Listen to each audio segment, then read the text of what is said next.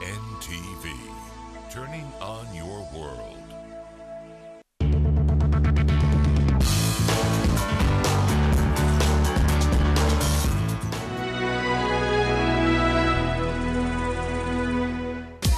Sometimes children have amazing ideas, but they can lead to tough stains. And for tough stains, there's new Omo Fast Action. Its super fast cleaning technology removes stains fast. New Omo, no one removes tough stains faster.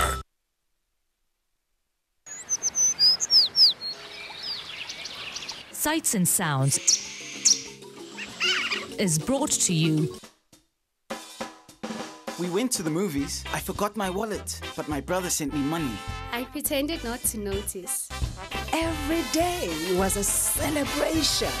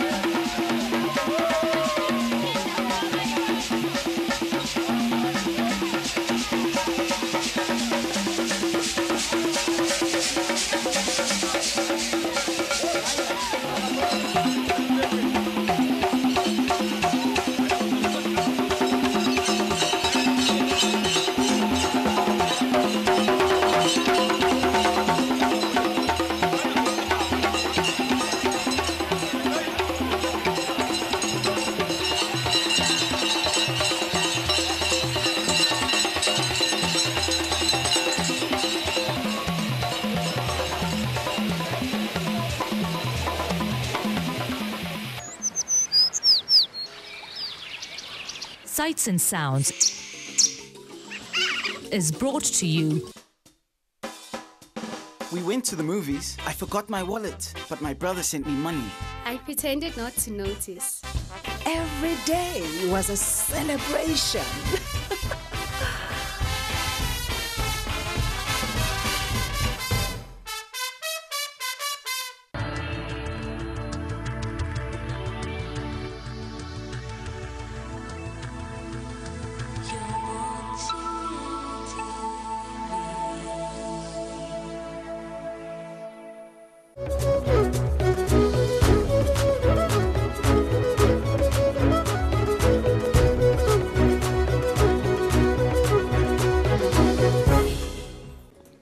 Ebyokwerinda bali mu kusatira nga bawenja abassa abantu okuli n'abakuumaddembe. Minisita w'ebyokwerinda ne ssaabaduumizi wa poliisi baliruddeyo.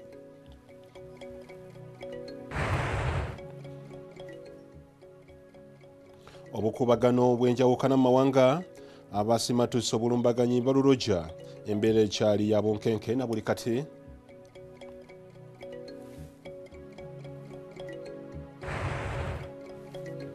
Abazigu bano bakoze obulumbaganyi ku police post eyitibwa Kicho.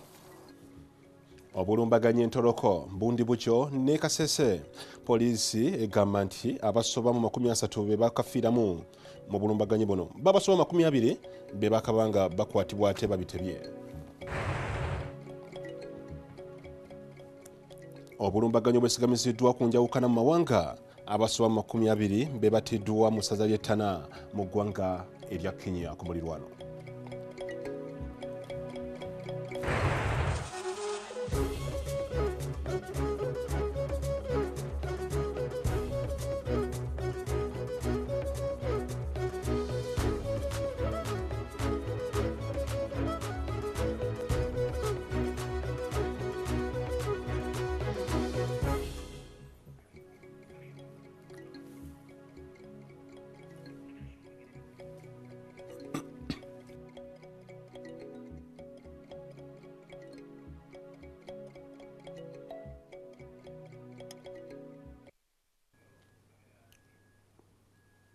Nkwaniriza munaye ku NTV ku Sawemo nze Patrick Mukasa.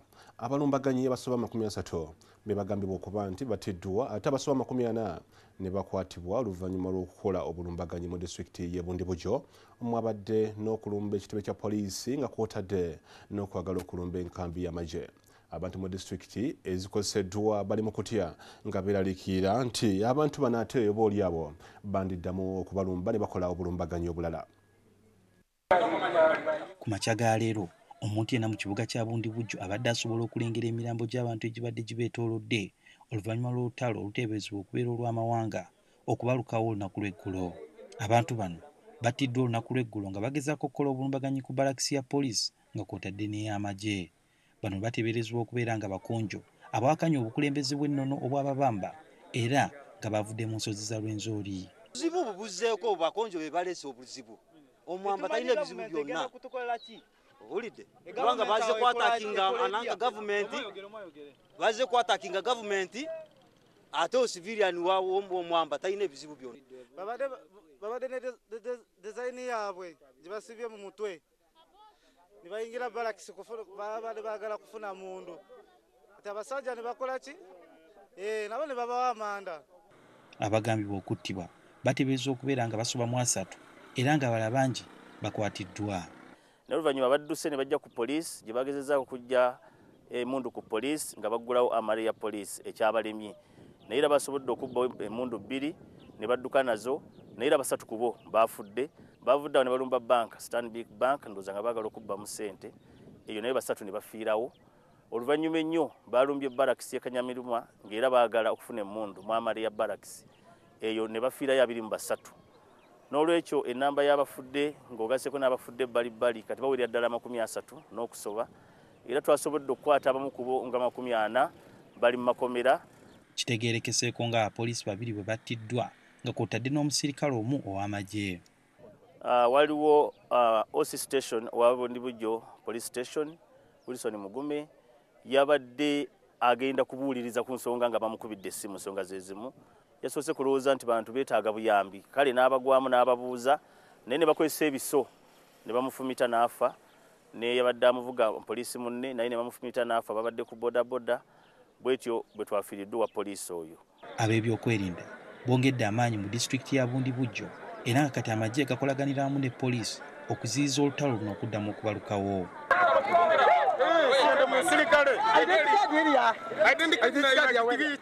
Abantu mu kaseera kano bongedde amaanyi mu kufefeta abamu ku abo abagambibwa okuba emabega w'obulumbaganyi obwakoleddwa olunaku lw'eggulo. Poliisi nayo yalabiddwako ng'ekutta abamu ku bateeberezebwa okubeera emabega w'ebikolwa bino. Ssaabaduumizi wa poliisi General Kale Kayihura naye atuuseeko mu disitulikiti ya Bundibujo okusoma embeera era alambuddeko n'ekitebe kya poliisi ekyalumbiddwa. Tutuuseeko mu bitundu ebyenjawulo wano mu disitulikiti ya Bundibujo nga kwotadde n'obutale gye tusanze emirambo gy'abantu be bayokyezza ekintu ekitujja enviiri ku mutwe. Mu kaseera kano abantu mu disitulikiti ya Bundibujo batambulira mu kutya okw'amaanyi oluvannyuma lw'amasasi okubabuutikira olunaku lw'eggulo. Suhail Mugabi, NTV ku ssaawa emu. Suhail Mugabi akyaliyo mu bitundu ebyo era agenda kuba tutuusaako byonna ebina bigenda ddala mu maaso.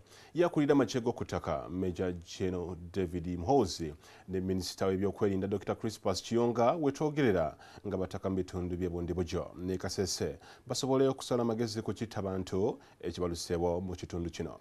Ekitutte abakulu bano kivudde ku kutingana okubaluseewo nga makye gagamba nti kivudde ku njawukana mu mawanga. Amagye gasambaza ebibadde bitingana nti obulumbaganyi buno bwandibanga bwakoleddwa bannalukalala ab'ekibiina ekya ADF. Abantu abasoba 30 be battiddwa olunaku lw'eggulo mu bitundu by'Entoroko, Kasese ne Bundibujo nga n'okutuusa kati entaboko yavudde ekyatankanibwa. Obulumbaganyi buno butadde eggwanga ku bunkenke nga butuusiza n'okusitula abakulira ebyokwerinda mu ggwanga okugenda bamanye ku kyavudde. Omusirikale wa UPDF agambibwa okubanga ye Grace Nabibona wamu n'abaana be basirikidde mu muliro oluvannyuma lw'ennyumba y'okugiteekera omuliro mu bulumbaganyi buno. Ono ye yabadde muntu wa bulijjo nga yakazibwako erya Mutoolo naye teyasimattuse. Abakoze kino era batiddemu n'abapoliisi 2. No, he followed. I followed them. You followed them? Which direct they took? This side of Chidodo. Abalabyeko n'agaabwe bagamba nti abakoze kino tebabadde na kyambalo kya byakwerinda kyonna era nga bonna babadde mu ngoye eza bulijjo. One is having a magazine which they could do that man. So one which is having magazine. This one which went this side has no magazine. Jenga gayambibwako embwa eziwunyiriza bakoze butaweera okulaba nga bazuula abakoze kino. We have intelligence that we are being attacked also in Mocha from the mountain. Now Ibuga has called me, they are cutting cattle. Omwogezi w'amagye mu bitundu by'e Rwenzori n'Ensiima Rwemijuma agamba nti omujaasi wa UPDF eyattiddwa yabadde mu luwummula lwe. Naye tugezaako okulaba nti egrupu eyo tugitegedde kubanga bazze ne bajja kirabika barekinze ne bajja ne basanga abapoliisi babira we babadde wano ku Weybridge nga bw'olaba ne bajja ne bakole ne batta ne baddamu ne batwala naki n'embundu zaabwe. Na buli kati poliisi n'amagye bakyayiga abakoze obulumbaganyi buno era nga poliisi egamba nti 21 ku bano be bakakwatibwa kyokka nga 25 ku bakoze obulumbaganyi buno kati ze mbuyaga ezikaze engoye. Yo poliisi etegezezza nga mu bimu ku bifo ebyalumbiddwa mu bitundu by'e Bundibugyo ne Kasese bwe muli n'ebitebe bya poliisi wamu n'amagye. Omwogezi wa poliisi mu ggwanga Fred Enanga bino abifuye bannamawulire nkya ya leero n'ategeeza nga abakambwe bano bwe baliko n'ebizibiti byabasuuzizza bigenda okweyambisibwa ennyo ng'obujulizi ku bantu 21 abakwatibwa ku nsonga eno. Wazira ensonga ennambulukufu ku lwaki ebifo nga bino bye byalumbiddwa yo ate tennaba kubanga etegerekeka. Bakoze obulumbaganye ku bifo bya poliisi mu districts ezo era ne batuusa n'ebisago ku batuuze abali mu bitundu ebyo. E Bundibugyo abazigu bano bakoze obulumbaganye ku police post eyitibwa Kicho era mu process eyo nga bafuna obuyambi okulaba nti babaziiza mu Kicho ate ekiruyi ekirala nekigenda nekikola obulumbaganye ku police station eya Bundibugyo era nga muno mwe batidde osi waffe owa osi station. Abazigu bano era bagezezzaako okukola obulumbaganye ku barracks eya UPDF eri mu kitundu ekiyitira ekya Kanyamwirima era wano ne balemesebwa bwe basobodde okuttira abazigu bano 21 naye era n'olweggulo bwe bwadde bugenda okuzibira abazigu bano bagezezzaako era okukola obulumbaganye obulala ku police post emu eyitibwa Maliba nga naye eri mu Kasese. Twakakwatako abazigu bano 17 e Bundibugyo. E Kasese twakutteyo bana era nga n'ebizibiti tubiina ku poliisi. Ate go omuwendo gw'abantu abafiiridde mu bulumbaganyi era obugambibwa okuba obw'enjawukana mu mawanga e Kenya nagwo kulabika gweyongedde nga kati gutuusizza ku bantu 20 okuva ku bantu 10 nga bwe kwabadde olunaku lw'eggulo. Bino nno nabyo byabaddewo olunaku lw'eggulo mu kitundu ky'e Hindi ne mu ssaza ly'e Tana Delta kyenkana Kinyanampindi n'ekibuga Mpeketoni ekizze kirumbibwa Entakera. Ne ku mulundi guno amasasi ganyoose era ebifo ng'amaduuka n'ekimu ku bitebe bya poliisi byalumbiddwa. Essuubi ly'emirembe mu bubuga obusinga obwetoolodde Mombasa lirabika nga likeeye. Ekikangabwa kyeyongedde mu batuuze baayo oluvannyuma lw'abatamanya ngamba okubakolamu olulumba olupya ne batta abantu 20 omwo abadde n'omusirikale wa poliisi ko n'okulumya abalala. Kigambibwa nti abalumbaganyi basookedde ku poliisi y'eggamba ne bagibatiza ebyasi nga kw'otadde n'okutolosa omusibe agambibwa okuba n'akakwata akanene ku bulumbaganyi obwakolebwa mu kitundu ky'Empeketoni gye buvuddeko. They also torched Kanta, one vehicle at the same police station. Kyokka ekyewuunyisa yadde nga amasasi gatandise okuvuga ku ssaawa nga 3 ne gakomekerezebwa ku ssaawa nga 5 n'ekitundu era tekyawadde babyakwerinda mukisa kutuukawo okubeerako ne kye bakolawo. Kizuuse nti abalumbaganyi bano batera kuwamba mmotoka ne batuuka mu kifo nga teri abateebereza. kyokka ekyewuunyisa gavumenti erudde eno esiiba egumya bannansi ng'ebyokwerinda we biri gguluggulu. Bbanga ttoni emabega abakambwe be bamu baalumba ekibuga Mpeketoni ne balikanga basuddeyo emirambo 6. Solomon Kaweesa, NTV ku ssaawa emu. Ate ebyo bye bifa awo ku mulirwano Kenya. Tukyagenderera mu maaso kuba akadde tukyakalina wabula tugenda kubanga tukyawumudde munaawe nga bw'onywayo kakawa naye mukudda tugenda kuba tukutuusa kamawera mala mangi ate oba oliawo gotasaanye kubeera nga osubwanga muno mwe muli na bino. Kabenjeke emmotoka z'empaka emmotoka eremeredde omugoba waayo n'etta 2 abalala bapookera mulago ku bitanda omu emukutuddeko okugulu.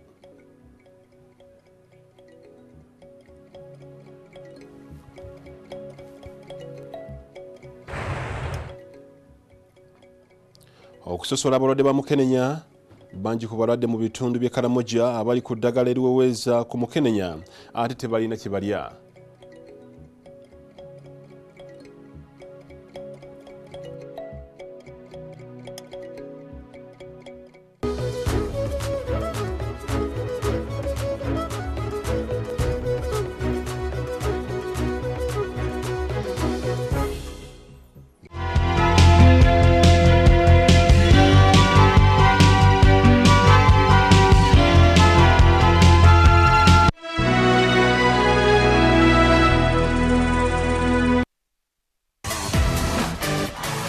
Bwana Yesu akugamba akomawo ddi. Teekateekanga omulimu gwe bweru. 2AA comes your way at 10 p.m. hosted by the most high-rated hosts, Frank. Bawala bagamba kishe twagala okufumbirwa naye baggaaya abo tebali serious. We're confident this will be a smooth ride into our English news bulletin. Naye mbalayirire your candidates for Hague. Katukomewo tano.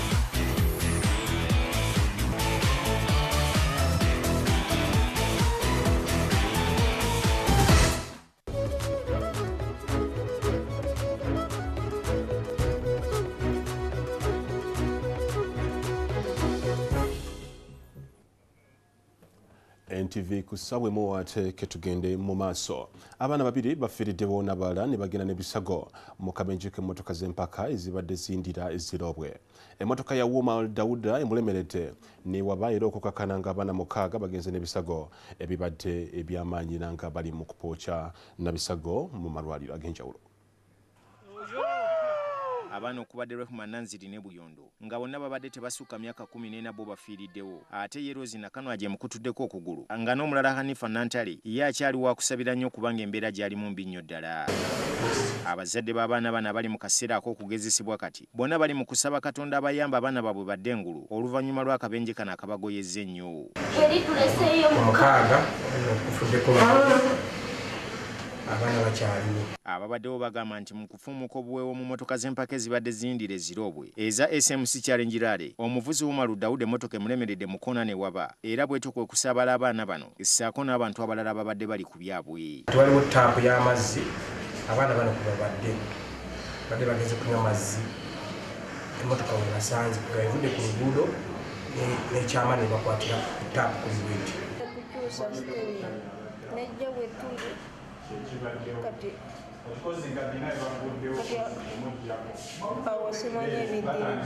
Abasawo mu ddwaliro bagamba nti bakola tasamo katasamo oyo okulaba nga bazza embeera y'abaana bano mu nteeko. Embeera egenda eteeramu kubanga we bajjidde abalala babadde tebasobola kwogera naye kati abalala basobola okwogera. Emmotoka zino eza SMC Challenge Rally zatandise lunaku lwaggulu okuyindira mu bitundu by'ezirobwe ne Mukono. Dini Lobowa Sava, NTV ku ssaawa emu. Bannaffe tuweereza essaala ate basobole okubanga basuuka. Bo abasomesa mu bitundu ebimu eby'eggwanga bakyali mu kwewuunaganya oluvannyuma lw'okufuna omutwalo gw'ensimbi gumu gwokka ng'omusaala gwa Juuni gwe twakakuba amabega. Wabula nga bwe bagamba nti oba okyakabira obutaba na ngatto ate ne wafubutukayo atalina kigere abafunye omutwalo babadde bakyali mu kukaaba na nnyiike ey'ekitalo ate ne babakawo bannaabwe bo nga omusaala gwabwe gwabadde gwa nusu 2,000 eza Uganda zokka. Mu musajja wattu ono Nobert Agola Opira gwe tusanze mu ssomero lya Mengo Senior School bw'omulaba nga amwenya tolemwa kulowooza nti ebibe birungi. Agola atubuulidde nti omu ku basomesa abaafuye oluwa olujjudde okweraliikirira oluvannyuma lwa gavumenti okubawa ssente ez'omunnyu mu kifo ky'omusaala. Yafuna omusaala mutwalo gumu yokka. Ate agambe kiki wano? Message agambe musaala weeri. Ate saawa eno afune mutwalo yokka. Nobert Agola bwe yafunye omutwalo n'azikubamu ne zaaka yadde nga ne basomesa banne beesigaye kuba yakiikirira abasomesa emmengo mu kibiina ki Uganda National Teachers Union oba UNATU. Bagamba kiki UNATU akola ki? Omuntu afunye musaala gumu kitundu. Kiki? What are you doing? They are cutting our money and you are not doing anything. Ng'ogyeko Agola ne banne abasomesa mu Kampala aba UNATU batubulidde nti waliwo n'abalala abakoseddwa. Abasomesa abasinga tebanaba kukola ki kufuna musaala gwabwe. Districts endala zikoseddwa tulinayo Kabale, tulinayo Kasese, tulinayo Serere districts. About 10 of us got 15. Omu afunye ababiri bafunye 20,000. Omu afunye 60,000. Mu kiseera kino ng'abasomesa bakyayiiya ekyokukola abakulembera ekibiina ekibagatta bagamba nti bagenda kutuukirira abakwatibwako ensonga bateme empenda ez'okutereza ebyasobye. Tupulaninga okutuukirira abakama baffe mu Ministry of Finance ne Accounting Officers mu KCCA. Abasomesa bagamba nti kino kye kiseera gavumenti yeetereze kuba buli lusoma olwokubiri wabeerawo emivuyo mu misaala n'ensimbi eza UPE ezimanyiddwa ennyo nga capitation grant. Abamu balowooza nti kino kiva ku second term okubanga yebaamu okuggalawo omwaka ogw'ebyensimbi n'okuggulawo omujja. Ernest Wisdom Kiyonga, NTV ku ssaawa emu.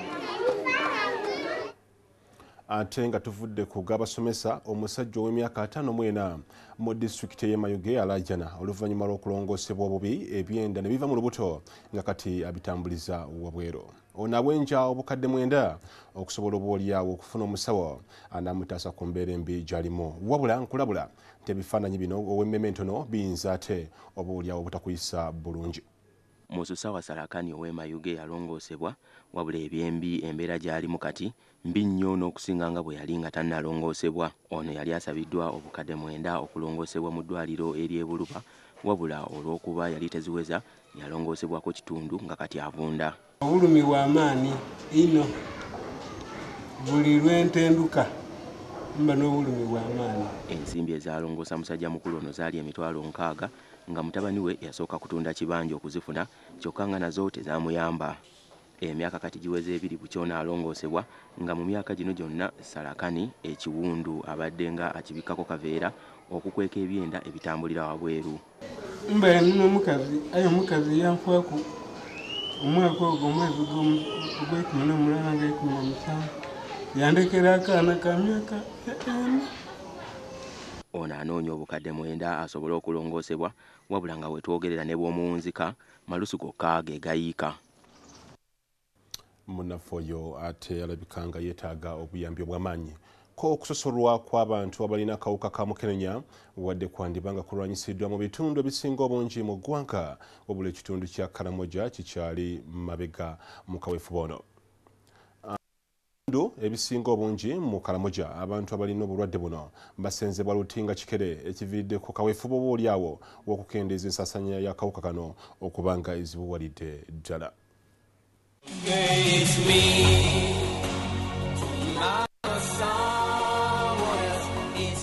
Okuviira ddala mu myaka gy'ekinaana ekirwadde kya mukenenya kizze kituuza bannayuganda obufoofofo nga kuno kwotadde okukkiriza abawera kezira ku mwango.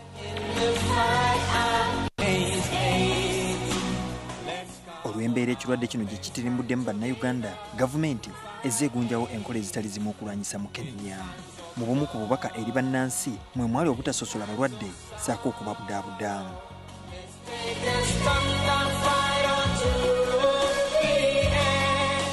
Emyaka kati gisoba mu 20 bukyalutalo ku Nawokero ono atandika naye ng'ebitundu bingiko abantu abalina akawuka kano embeera gye balimu tewomesa ttooke. Okusosolwako obutafuna kubudaabudibwa kumala y'embeera gye bayitamu buli lukya. Margaret aliyo wa myaka 26 nga mutuuze ku kyalo Kalola Kumone mu district ye Kotido. Ono yafuna akawuka ka mukenenya okuva ku bakati emyaka 5 egiyiseewo kyokka ekyembi n'akasiga omu ku baana be era kati z'empewo ezikaza engoye.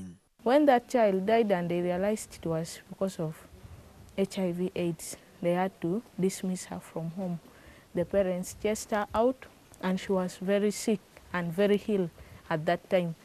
Ategezeza nti ab'enganda ze baamugoba mu maka era bw'atyo n'atandika okusula ku nsiko. Abasawo ku ddwaliro lino be baamugina ne bamugja ku ttale era bwe batyo ne bamutandikisa ku ddagala era oluvannyuma n'akuba ku matu. When she was admitted, they abandoned her. Nobody could bring food, nobody could give any help. She could not eat, she had a cough. She was really very weak, almost bedridden.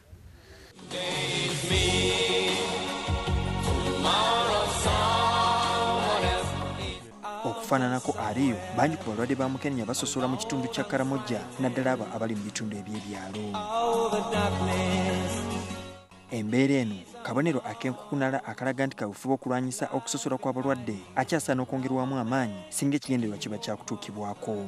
Stigma goes a long way in affecting actually how the HIV counseling and testing of our patients. Okusosolwa kyandiba ekimu ku bintu ebinyigiriza abalwadde ba mukenenya. Naye n'ekyokuba nti akamere kakekwa mu Karamoja nayo nsonga y'amaanyi naddala eri abo abali ku ddagala eriweweeza ku bulwadde buno. I take medicine, then support for medicine is not there. Then what can I do? Anga. Kati ekitongole kya Reach You nga kino kikolaganira wamu n'ettendekero lya Makerere batandise kawufe okusomesa abantu mu Karamoja ku kabi akali mu kusosola abalwadde ba mukenenya. So through the health centers that we've supported through logistical management and support, we ensure that they can reach out to these communities with HIV counseling and testing. Ensasanya y'akawuka ka mukenenya mu Karamoja eri ku bitundu 5.3 ku buli 100.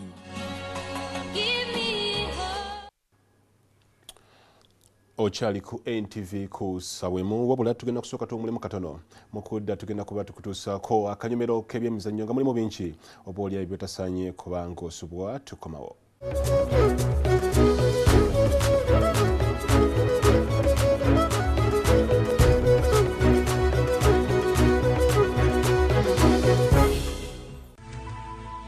NTV, turning on your world.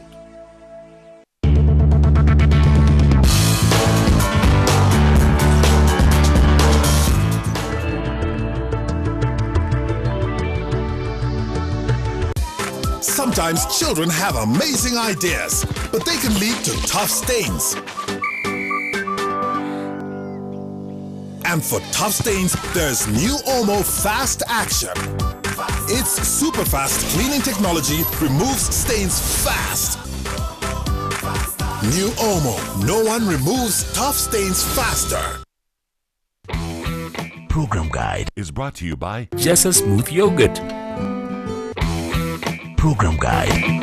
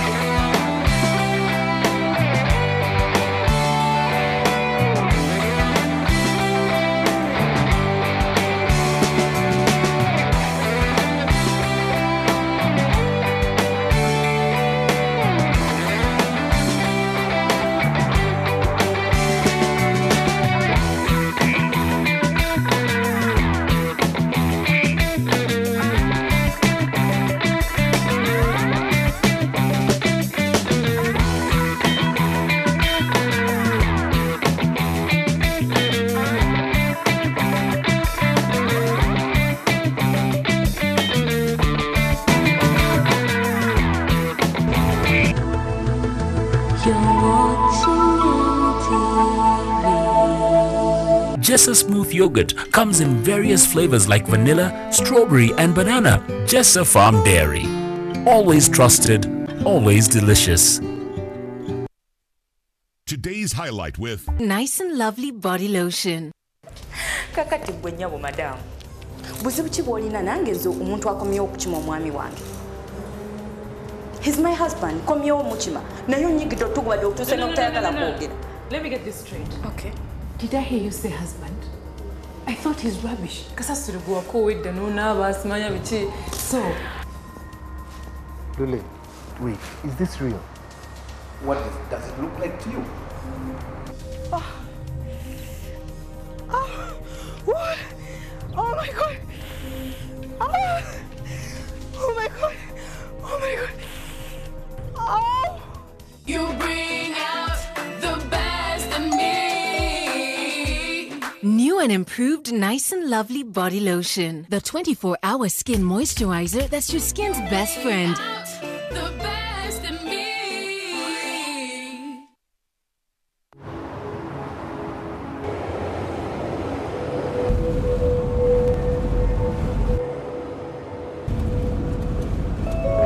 And the change of government won't stop a thing. I've run out of fingers counting the number of multinationals setting up here. What about the 3 companies that announced their plans to launch last week? I say they're shopping. Me, I'd be looking to sell. At what price? More. Much, much more.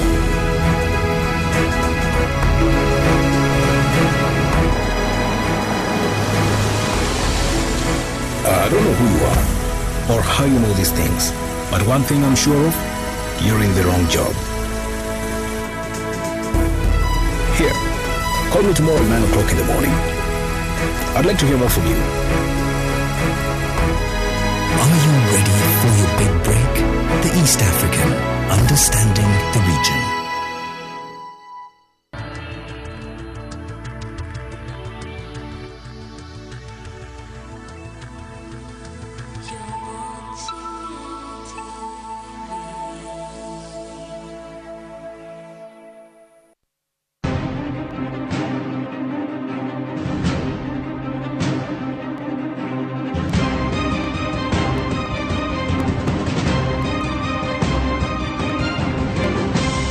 You're watching Morning at NTV. Yesterday ended last night, and today is a brand new beginning. My recommendation is that today you learn the art of forgetting and moving on. Welcome to Morning at NTV. My name is Brian Mlondo. Let's get started with the question of the day.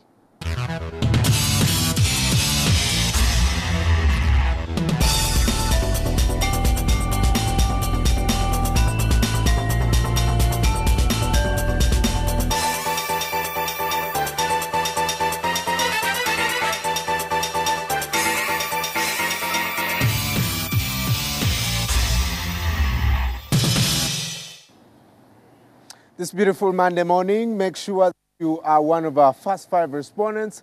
Head over, and of course, Twitter, Morning at NTV. And of course, feel free to tag us on our individual handles at MBGold2, at Joel Senyonyi, at Dakaba Chigongo, at Kasiate, and at NTV Uganda. And let's have the conversation, not just on this question, but also on other matters. Now, Mabel, I know this weekend was full of surprises, and of course, the World Cup has its own. Costa Rica was beaten, almost, well, but I think for you the highlight must be tennis, where Djokovic scooped the Wimbledon title. Did you expect him to win? No, I actually didn't expect him to win. You know, people kept on saying that Federer had it in him to go through, but Djokovic is always one of those guys. I actually like Djokovic, and I'm happy he went through. I think Federer, because he's a Salongo now, probably...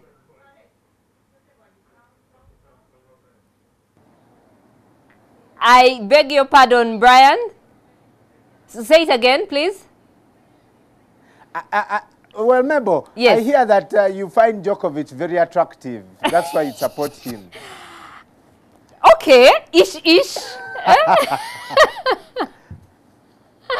Well, thank you very much, Brian. And indeed, Costa Rica did lose, but they went with their head held high. So morning at NTV continues indeed. My name is Mebo Kebirunji and these are the headlines. We will be telling you what sparked the killings in Bundibujo district. The IGP and David Muhozi have rushed to Kasese and the death toll in the flashpoint districts of Kasese and Bundibujo has risen. You're watching Morning at NTV with Simon Kasiate, Mabel Kebirunji and Brian Mulondo. Welcome again to Morning at NTV. Residents in Bundibujo district are living in fear of an attack after clashes left scores dead. Though there are conflicting theories over what sparked the killings, reports indicate that armed men attacked a military barracks and police station.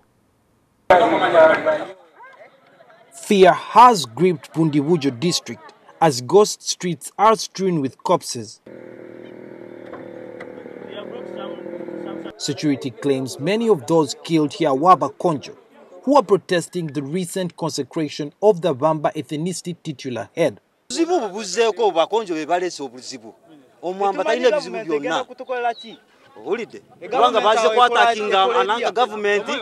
The attackers attempted to raid a police station and an army barracks where they were attempting to steal guns and ammunition.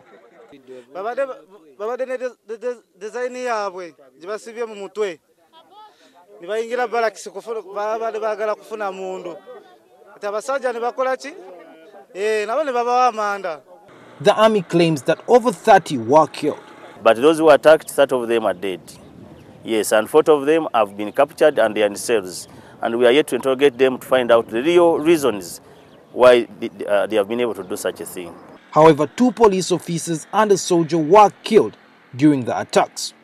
Stanbic Bank, they attacked it, I think they wanted money. But 3 of them were killed and the others ran away. Unfortunately, our OC station was killed, but he was not killed at a police station. He was on his way to investigate the matter. They stabbed him and they stabbed another policeman with him, and unfortunately, they died.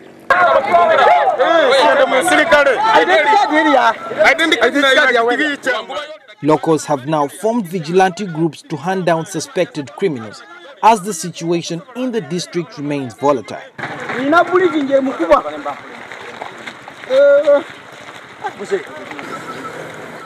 The Inspector General of Police, General Kale Kaihura, and the Army Commander of Land Forces, Major General David Muhozi, have visited Bundibujo town and the police station that was attacked.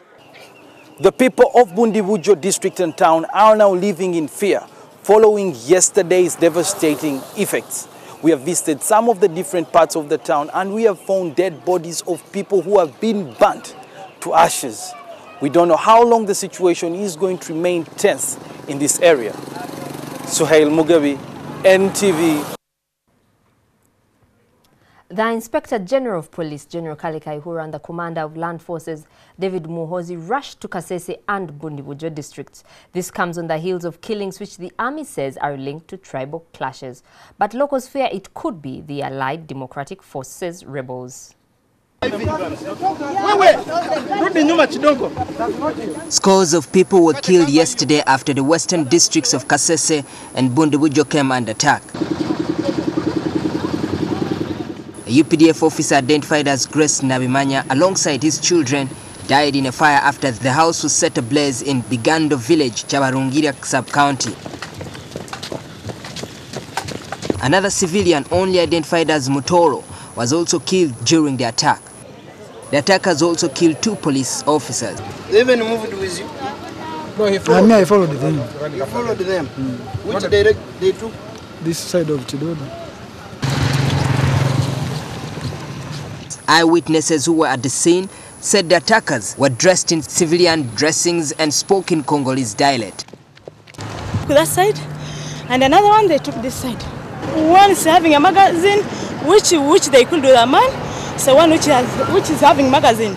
This one which went this side has no magazine. UPDF soldiers, with the help of sniffer dogs, were seen combing the area where the attackers fled. We have intelligence that we are being attacked also in Mocha from the mountain. Now Ibuga has called me, they are cutting cattle So we have to scatter all our forces. Renzori Region Army spokesman Ninsima Remijuma said the UPDF officer who was killed was on leave. They have killed him, they have attacked him and killed him, and even they have taken another gun of his comrade. So now, right now, what you are seeing here, we are following those guys who have done the so.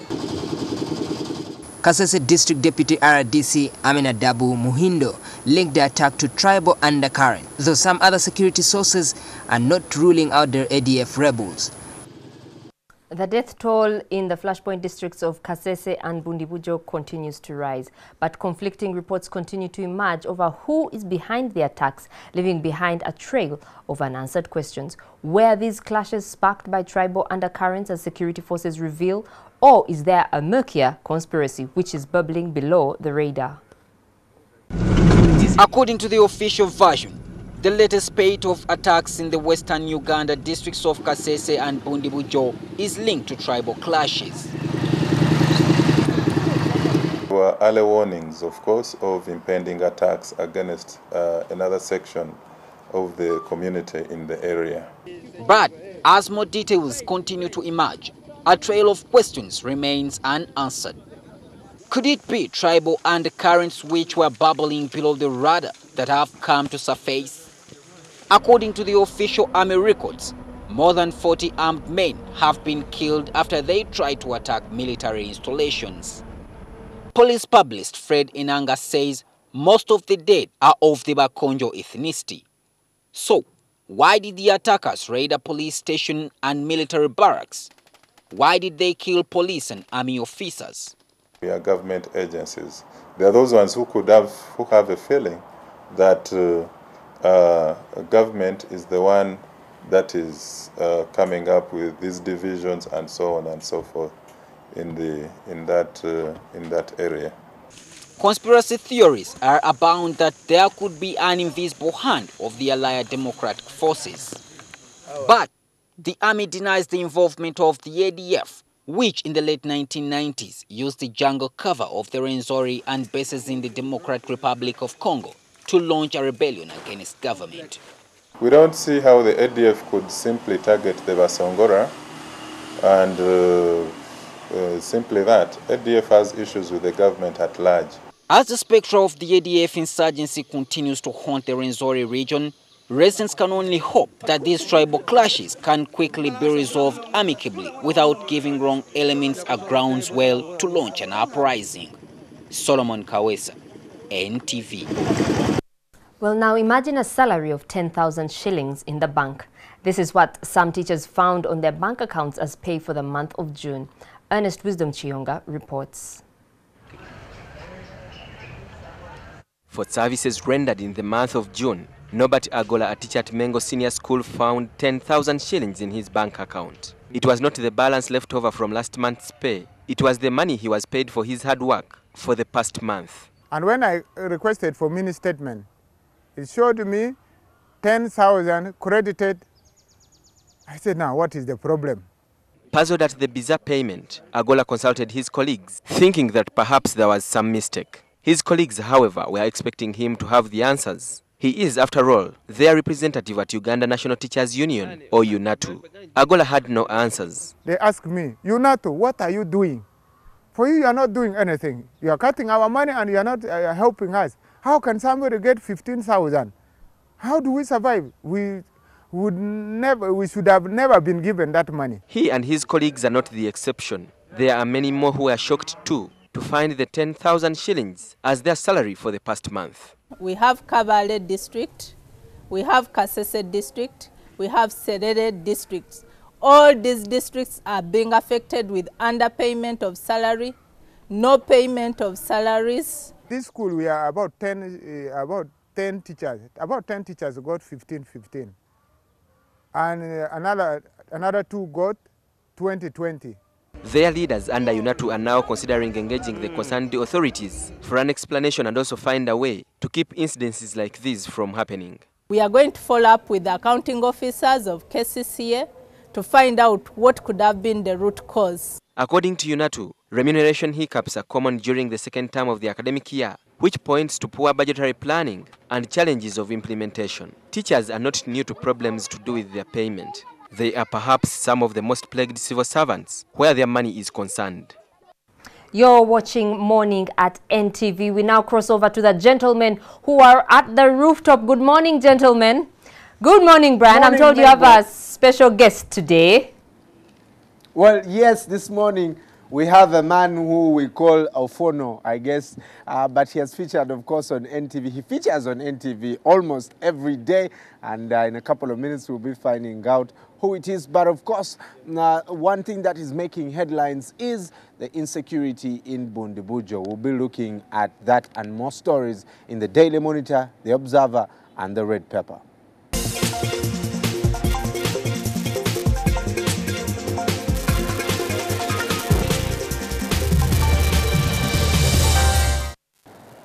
Well, thank you so much for joining us this morning. If you are tuning in, you can join us on your telly, but also online, youtube.com/NTV Uganda/live, and you can join us for the press review this morning. Joined by Charles Odongflo, the man on Newsnight. Good morning, Charles. Good morning, Brian. Looks like we dragged you out from bed.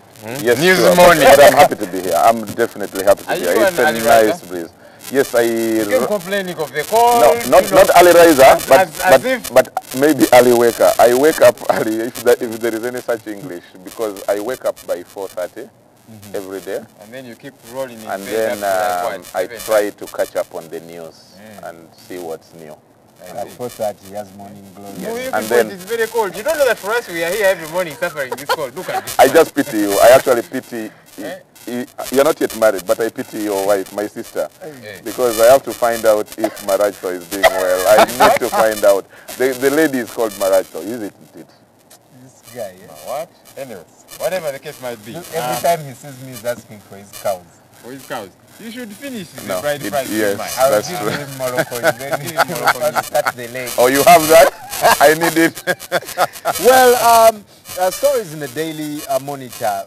What Bundibujo is making headlines, not even just locally, but on all international stations. CNN just had a feature this morning, the BBC. And the likes. Nearly all the dailies this morning have something to do with Bundibujo and Kasese, if it's not a top story. Look, it's a worrisome situation, and of course there's a variation in the numbers. Daily Monitor talks about 60, others say 51, Red Pepper here. You read others that will say 75 plus and so on. Point is, people are dying. We need to do something about it. I imagine police didn't take it seriously at the start. They imagined this was something small that would dissipate along the way. I don't know. Pauline Namai will be telling us in the big story coming up. But look, we need to nip this in the bud as soon as yesterday, because these guys are very organized, And we'll be asking, because there are officers at literally every parish that are supposed to be feeding into the next level with intelligence and so on. And I am told meetings are held in broad daylight. The two politicians that were arrested, the deputy, an NRM official, the NRM former flag bearer, and these guys hold meetings during the day when everybody is seeing, but nothing is literally being done. So it is worrisome. What do you think? Span this all of. You see, I'm trying to look at this insecurity broadly. Just 2 weeks ago, we had the Chegwego attack. Yes. Before the Chegwego, just around the same time, we had an attack in Mubende. Then we had an attack in Kivali. And what is interesting, I get from talking to people and from press reports recently, that actually one of the suspects in the Chegwego attack was among those arrested in Kivali. Now,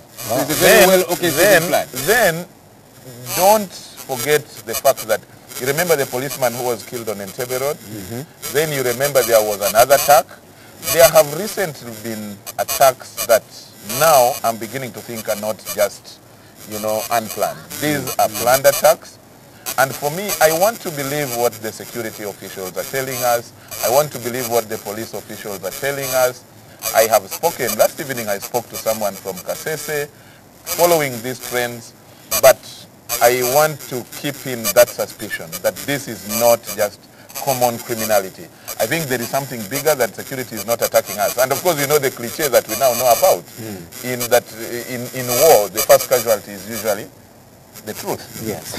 So for me, I accept what the security people are telling me with a pinch of salt, and I want to think that unless in a few days we are told the truth, and that the truth, the open truth comes out, which is obvious, that never these does.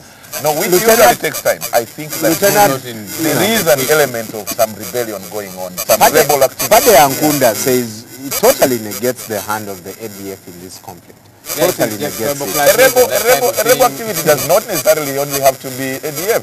Why are we only thinking about the ADF? So are we saying there's probably sentiments? Yes. And then a new group organizes, goes back to the bush. Look at the way the Kony, was it the Lakwena or Kony rebellion? Started in 1987 among the Acholi, in the Acholi region, basing on some elements. First of all, it started from people who were not happy that they had been removed from power. Right. And then there were these, there were the tortures that were going on by the NRA that was operating and were intent on revenging some of the past atrocities and past treatment. And then people said, no, you cannot come and kill my brother from home, and then I just wait and die as well.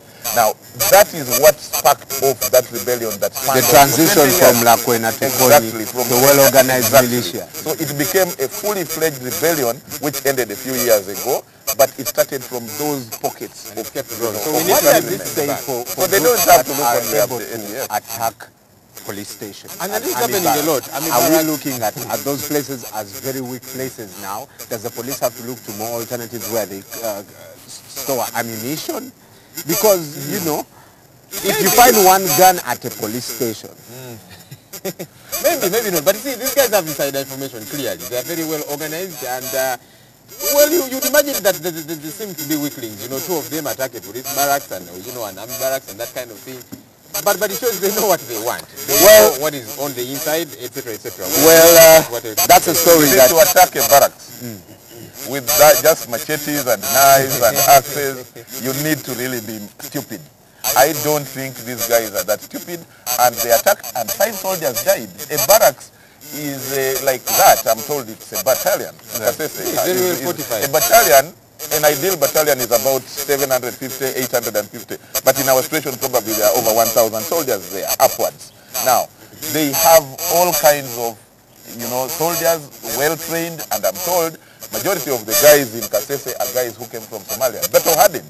So for them to have even lost 5, that means it was a big attack. Right. And I think that for them to have even told us about 5, I think they are more than 5.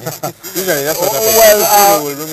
You'll talk about that and more in the big story. But also the other story in the Daily Monitor, where chalk is charged. People are paying for chalk in Budaka. The education system still going down the drain. I'm surprised that you're surprised. What's new?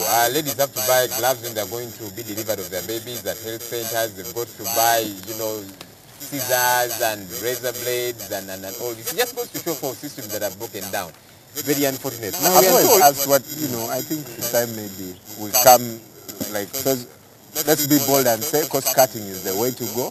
The government says you pay for this, I pay for this, period. Yeah, then that no means more the telling taxes they levy on us. No more telling. We pay taxes for these things to be availed. Anyway. You see, gentlemen, for me I think that we need to face the facts, swallow our humble pie, and say, because you know how much government pays for each student? Yeah. Just 6,700. It was less than to something. Now, it used to be 7,000, I think 200. Then it was reduced. Now, how much? That is per year. Now, if you distribute 6,700 times the number of months a child stays in school, honestly, what are you saying? For me, I think that one, the quality of UPE is atrocious. We need to rethink. Quantity education. But what we need to go back, let's eat our humble pie and then allow the PTA. You remember the original PTA? Parents would contribute some money to the education of their children. And when you give birth to a child, honestly, you must know that there are responsibilities you are not going to renege on. And maybe, so parents have to take up some of these responsibilities and allow, because I think that the least amount that you need to pay a child in UPE in a year Probably the least amount should be 30,000. And 30,000 is the money that they get. Honestly, even this 25,000 that government gives in conjunction with DFID to the old is 25,000 now. So why don't they even at least use that? Well, of course, some parents will reason that, look, we don't have this money and that kind of thing. No, but, I get your point of responsibility. Parents are making money, but when government said don't pay the graduation tax, some parents are making money. 30,000 in a year, every parent, however poor you are, you can get it. Well, speaking of education, some very sad news coming in. Page 3 of the Daily Monitor, former Minister Ntimba dies, and we hear that it was cancer of the liver. Gentleman, I met him in Rotary, so he's a friend to my. He's a father to my friend. Yeah. So the Peter Ntimba. Yeah, Peter Ntimba, who used to work at WBS. Who used to work at WBS. I think he's one of the best parliamentary journalists we've ever had in this. He did a fantastic job right there. I'm not sure about that, but I know that I'm very sure he's my friend.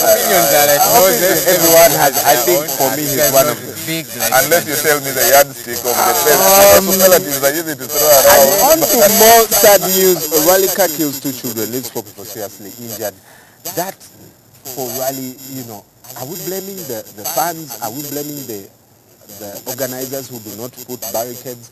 Or we are blaming the driver who failed to control their car? I saw that story and I was apoplectic. Look,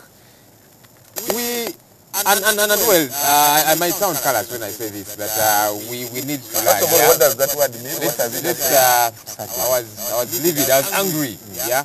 We do commiserate with the families that lost these young ones, but I think we need to learn. We need to learn. For goodness sake, we keep seeing these people there, and especially adults as well. The rally car is coming at 150 kph, they stand in the road there, eat, whoever the guy, then as it approaches, they give, and I'm thinking, look at these morons. So if this happens, we should not be surprised. It is sad it has happened, but we should learn. We need to learn. No, I think the organizers need to take the flak and you see, a rally is fun. It's a very high adrenaline sports and all that. But I think in the organization there should be clear regulations. Maybe bars should be there to try and inhibit, spectators, the fans from getting nearer to the dangerous corners and all that. Because at over and sometimes these cars drive at over 200 kilometers per hour. And the roads they're not smooth. Of course, the rally is done on muddy roads. So if a car loses control, I can assure you there is going to be loss of life or serious injuries. So I think for me the problem goes back to the organizers and the police. Traffic police must ensure, because it is supposed to be, regulated and enforced, that don't go beyond this point. It's not a matter of negotiation. Because children, we are losing lives needlessly, and I think that is not allowed. I'm going to choose the quote of the day in the Daily Monitor here. This is by Principal Judge Yorokamba Mwini on allegations of mafia presence in the judiciary. He says, we don't have mafias in the judiciary, and this is an insult to some of us. Look, people here in Kampala will tell you that there are lawyers who know the law and there are lawyers who know the judge. This happens a great deal. So it may sound like an insult to the good old judge, but there are issues in the judiciary that we need to remedy as soon as we expire. Well, MP Nabukenya has 1 week to appear in court, and in the Luwero district she is accused. She has to answer charges of assault, kidnap, interfering in election activities. Who is this petitioner? One of the voters? I think that's a joke. Okay. We need to give Luwero a break, really. Okay, let's say this. My view is that the difference between her and the current person who followed her was too huge. And the lady who followed would really be there if she went to petition. That would be shameless. But maybe we need to separate what is criminality from an election malpractice. If there was kidnap, that's an outright case of criminality. I think she needs to answer. If she is my friend, she is a classmate at law school at Makerere, but I think, and I like her victory, but I think that if there is an element of kidnap that can be proved against her, let her go and answer for it. But if it is a repetition against her win, I think that is I think they shouldn't pursue that, honestly. Well, was beaten down. the Daily Monitor, Emiliana Kaima, who is working with the Land Protection Police Unit, says blaming government, police will not deter drug and human trafficking. We've just seen Ugandans that were hanged in China. And is this the will of government? Do they have the willingness to say, as Uganda, we're going to put these laws to make sure that we are not that susceptible to drug traffickers? I've said it and I'll say it again. For as long as our laws remain the way they are, because these guys always look forward to that day in court. Why they are fined about $1 million shillings? It's $1 million. How much do they make? Is it really as an option? Yes. And people usually go for them. But they actually look at, I want to go to court and pay this and get out of this. So for as long as that keeps up, you're not surprised. We'll keep having this again and again. But maybe we should give it to them. I know of a law, the narcotics and psychotropic. They call it narcotics and psychotropic substance, illegal substance something bill. Okay, give it to government, of course, with their liturgy. Since 2007, it has been on it's pending in the corridors of government or parliament. But at least now they are waking up to the fact that they need the law. And for me, I was speaking to the minister last week, and he said they are now serious. They are going to make the fine as stringent as possible, maybe raise it to about 2 billion shillings, that if you are caught with banned drugs, illegal drugs, and you are, whatever circumstance, that you must go in for 2 years or more, and then you must pay the fine. That there should not be option. Now, if they do that, I'll think that something maybe will. Well, I think in this country there's a plethora of promises, but a paucity of delivery at the end of the day. Right. Until I see it, I will find it very hard to believe. We've also seen debates even when it comes to government's willingness to fight corruption. So now what the civil society is doing is to, they are championing a move where 500 currency points should be increased to 1,000, so that it is still 2 billion shillings. You end up paying about $1 billion shillings of that. So Owilanga, there's a loss, a huge loss. Instead of stealing 500 million, and you pay 5 million shillings of that. Which you can afford with in the Observer this morning, how NRM has failed to kill Mbabazi 2016. Mbabazi 2016 is there to stay literally. Or we are being used, is Mbabazi 2016 being used as a decoy or something, so that you keep the conversation alive until Mbabazi says, I'm paying my allegiance to the president. But he said that before. Whether or not he believes what he says is another thing, or whether or not he believes he's telling us the truth. For that matter, that man is ambitious. He wants to be president.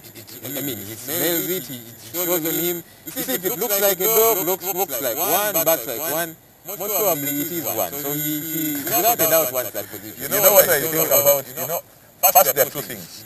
What Mbabazi and the Museveni fight debate has done is, one, in my view, it has killed the opposition in the public debate. The debate, the opposition currently is within NRM. That's my analysis.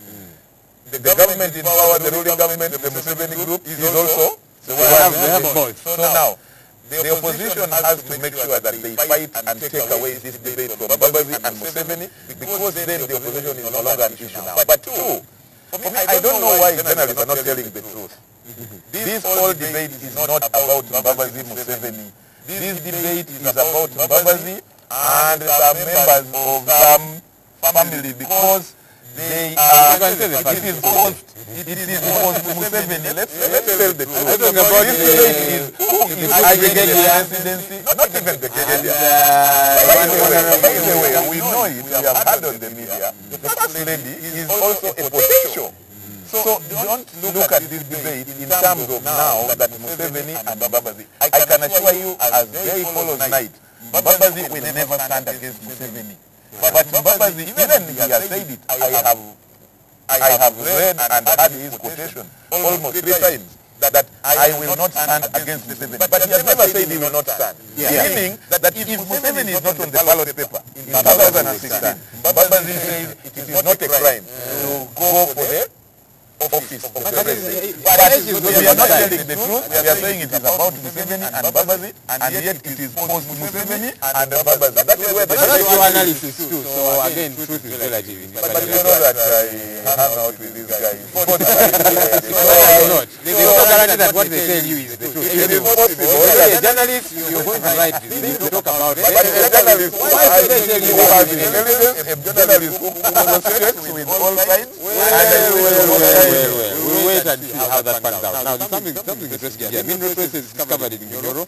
I like what Eliza here says. Too early to celebrate, we want oil to flow fast. Before we get a bit of this oil. Question. Public Accounts Committee. The Public Accounts Committee as it is today does not have that gas that the previous one did have. What happened? You operate Parliament. Was it the change of leadership? It did. Oh, yes. The Honorable had refused that. Yes, she refused, and opposition forced her to take it up, and now no one hears about it. Like I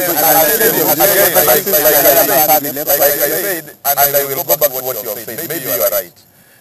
Whether, okay, if I was told the truth, then I know that Alice Alaso was not interested in that position. She had wanted to get something bigger, as you know. Probably the leader of opposition. But she did not. But I think she loves her party. I don't doubt that. Now, that love made her accept the party position. Now, it is possible that the change in leadership is taking time to, she's taking time to imbibe the working, ethics and all that, methods and all that. This is something to do with auditing, accounts, and she's a teacher by background. Now, for me, I think that I want to give her a benefit of the doubt. That maybe with the time she will pick up, but of course time is not on her side because but for someone now saying just a minute. I think it is also not right. We need to put these things in perspective. You need to contextualize it. If you're saying that the Public Accounts Committee is dead, tell us in what aspect. Are they not releasing a report? How often they use to release? Well, of course, are they not reading people enough? Because for me, I don't like this issue of just playing to the gallery and say, harass civil servants, harass politicians who come before you, just for the sake of the camera. Sometimes we see this drama, and it is only that. And for me, if I want to see value for money, for Ugandan money, taxpayers' money, your money, and my money, that I want the Public Accounts Committee to say, we have recovered this amount of money. And for me, if Ali Alaso does that, even if it doesn't play to the drama, to the gallery, for me, I think we will more effective than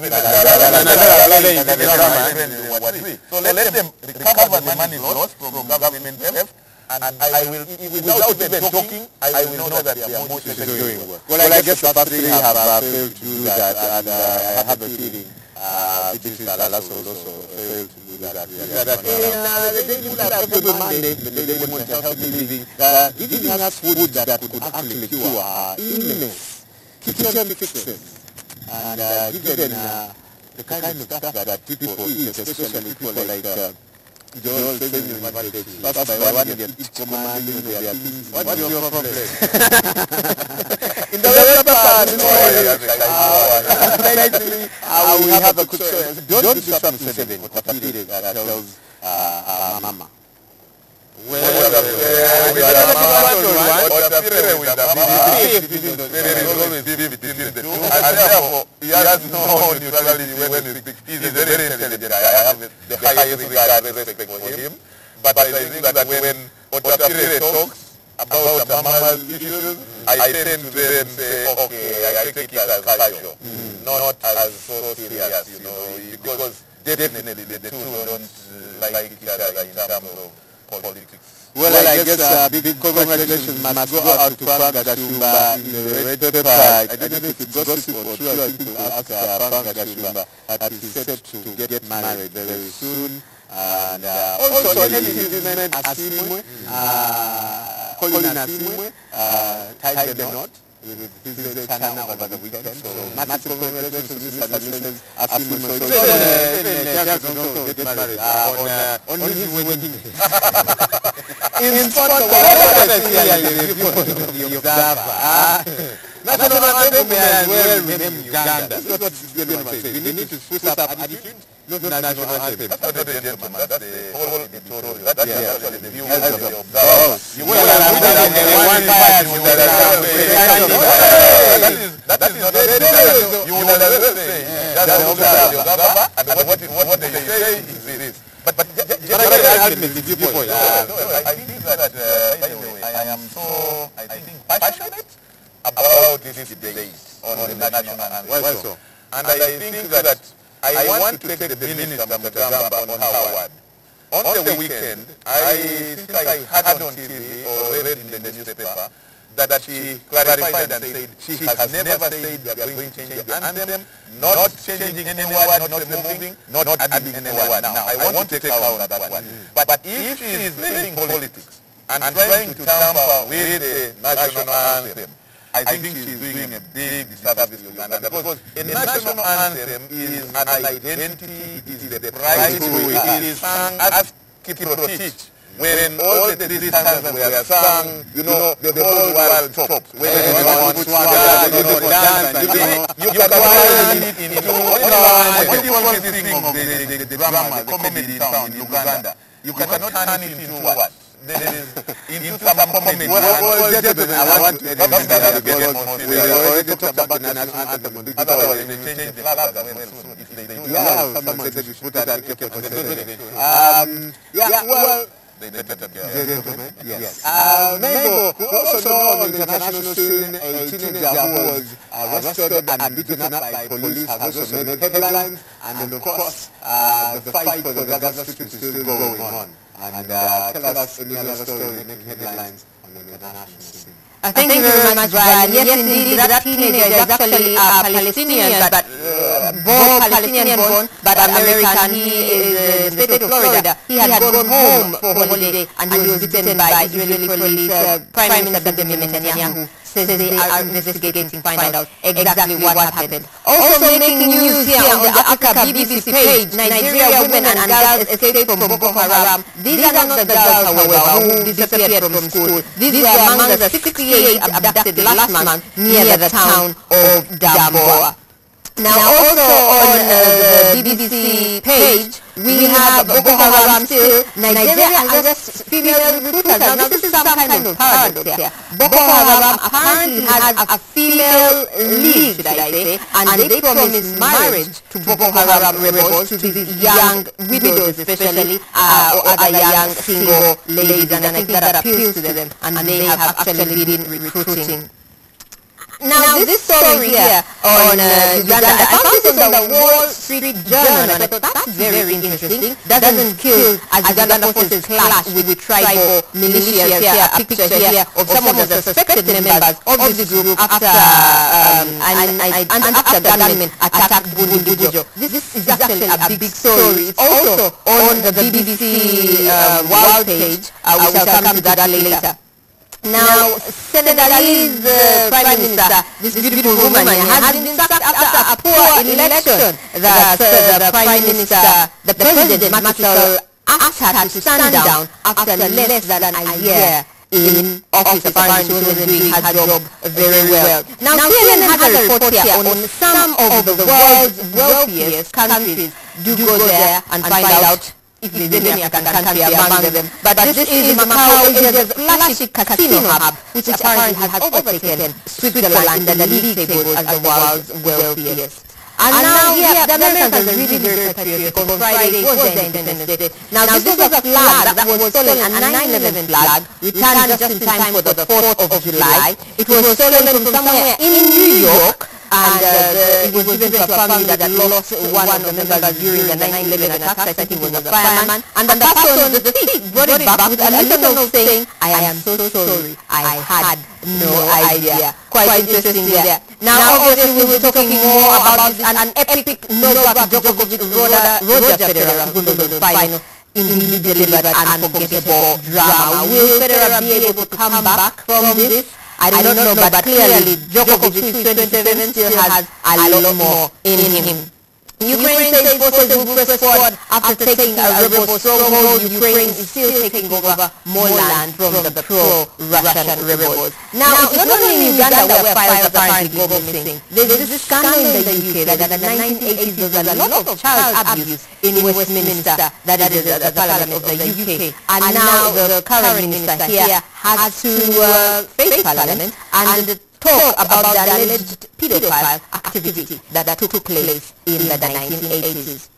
Now, a video has leaked, a video was shown in Australia showing a reenacting of Oscar Pistorius, the time he killed his girlfriend. Now, there's a picture of him here. He is standing without his prosthetic legs. Now, Oscar Pistorius killed the girl, said it was in self-defense, but this was something that his lawyers did so that I guess they could show the jury that it was accidental. It hasn't yet been played in court, it hasn't been brought to trial, but I do not know how it leaked.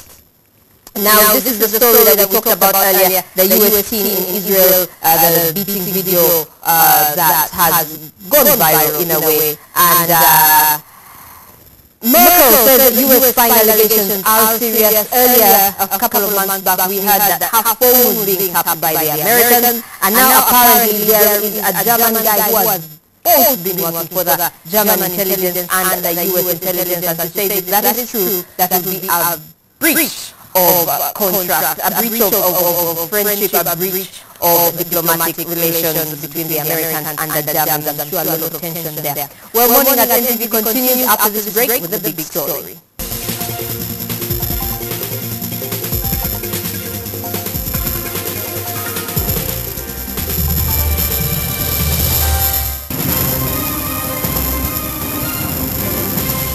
You're watching Morning at NTV with Simon Kasiate, Mabel Kebirunji, and Brian Molondo. Coming soon on NTV. They've had their struggle, but that's about to change. There are 15 individuals with different backgrounds and one goal. They'll be tested to the bone with 3 professional trainers and supervised by a reputable medical team. Wait every week where one has to be eliminated.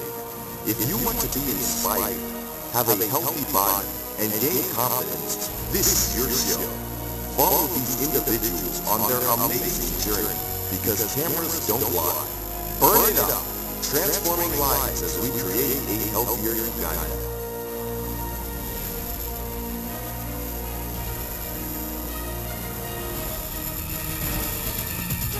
Coming soon on NTV. Hey there, Mr. Krabs! Are you ready to party? I like to move it, move it. I like to move it, move it. I like to move it, move it. You like to move it. Wow! Hello, fellow motor enthusiastic. Mr. Krabs, isn't there any way for us to return all of them back to normal? Hey! How do you do that? The Red Ranger's a bigger problem than I thought! It's time to finish this thing up! What can I do to make them love me again? What are you drawing, Kitty? Mega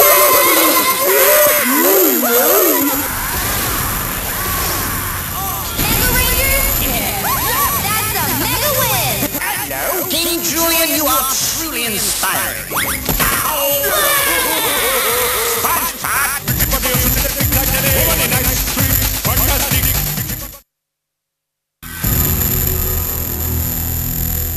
Mubonye emizannyo gyamu nkulabe.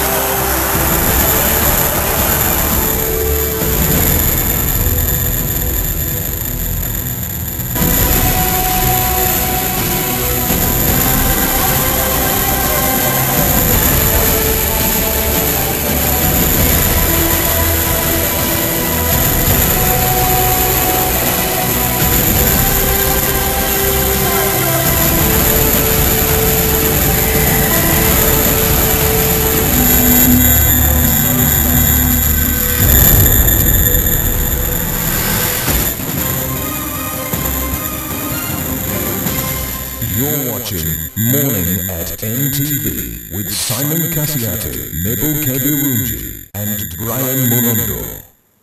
Morning at NTV indeed continues with the big story, but head over to our Facebook page to post your comment or question. As you can see, our guests who have already posted their profiles on our Facebook page, Morning at NTV. Go on, like the page, and let us know your thoughts. We now cross over to the rooftop for the big story. Hello, Joel. Good morning, neighbor. The rooftop where there is nice things like tea and life in the studio where you are at. But look, as we talk about these nice things, there are some not so nice things happening in Uganda. Bundibujo Kasese, we are having about 100 people, I'm told, as of this morning, that have fallen. Why? Tribal clashes, others will say it is a rebellion that is raging down there. What is happening in Bundibujo? Want to decipher this and try and get a grip of what is on ground, what the police is doing. Joining me this morning is the deputy spokesperson of the police force, Uganda Police Force, Paul Namaye. We'll look at that when we return to it.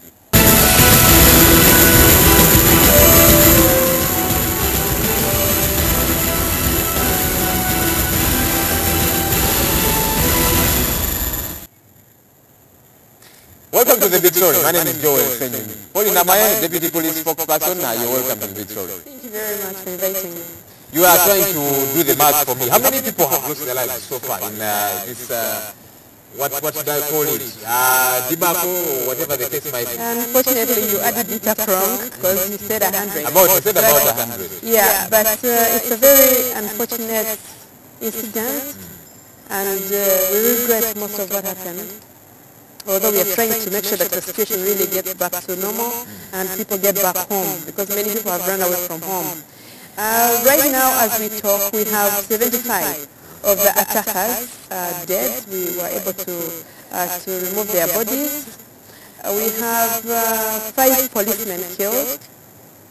We also have 1 soldier killed together with his 4 children. And we also have 11 as per now. 11 as per now. That's why I said you got it wrong. You said 100. Police now you're trying to usually tell us this. No. We tell you as it happens. And so it's very unfortunate. We are now camped in Bundibujo, trying to make sure that we get our grip on whoever was doing this, and also our grip on the reality of the matter. Because as we have come to know, there are also elements in leadership in the area that are involved in inciting these clashes. So we are already arresting some of them. More are going to be arrested.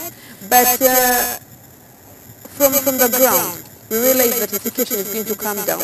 It's going to calm down. You are making those promises. Look, as an ordinary Ugandan, it's already calm. This is what I see, that we have had holes punched into the security of the police force, because we're seeing officers being attacked, we are seeing civilians being attacked to such a stupendous level. The rest of us are worried. We are thinking, you people do not have, the ability to protect us anymore. It's true. If we didn't have the ability and if we didn't have the intelligence, I'm sure that we would have lost it. But we have the intelligence and we were able to pick on some of the information that helped us know that these people are actually coming and we were prepared for them. We know that we have lost about 22 guns already into the hands of these people, but our now next target is to make sure that we recover these guns. And we want to work together with whoever can help us get information on who could be having these guns. Because as you know, any gun, whether 1 or 5, in the wrong hands can be very fatal. So we want to recover these guns and we want to put an end to these attacks. That's why the Inspector General of Police has now moved into Bundibujo. We're working together with the military, because as you know, these people did not just come to attack police. They did not come to attack only the military. They did not go to attack the bank only. They were attacking everybody, okay, in the search for guns and in the search for money. So we want to work with everybody who can help us with information to be able to arrest these people. Already we have 80 of the suspects in custody, but we're sure that this is not just about 80 people. We are looking for more and we'll keep you posted on what we find. One of the other issues that shows lacunas in this, there are spies at parish level that are supposed to be, feeding information up to the very top. How come these guys did not see this coming? For 106 people to be lost, that's too many in such a short period of time. Yes. People did not see this coming, and yet you have officers at parish level. That's the gravity of the incident. That's the gravity. And also, as you know, this is about tribal clashes, and sometimes the information that is supposed to come in could reach somebody of the same tribe and it's concealed. So tribal clashes are very different. What we're trying to say is that there should have been information.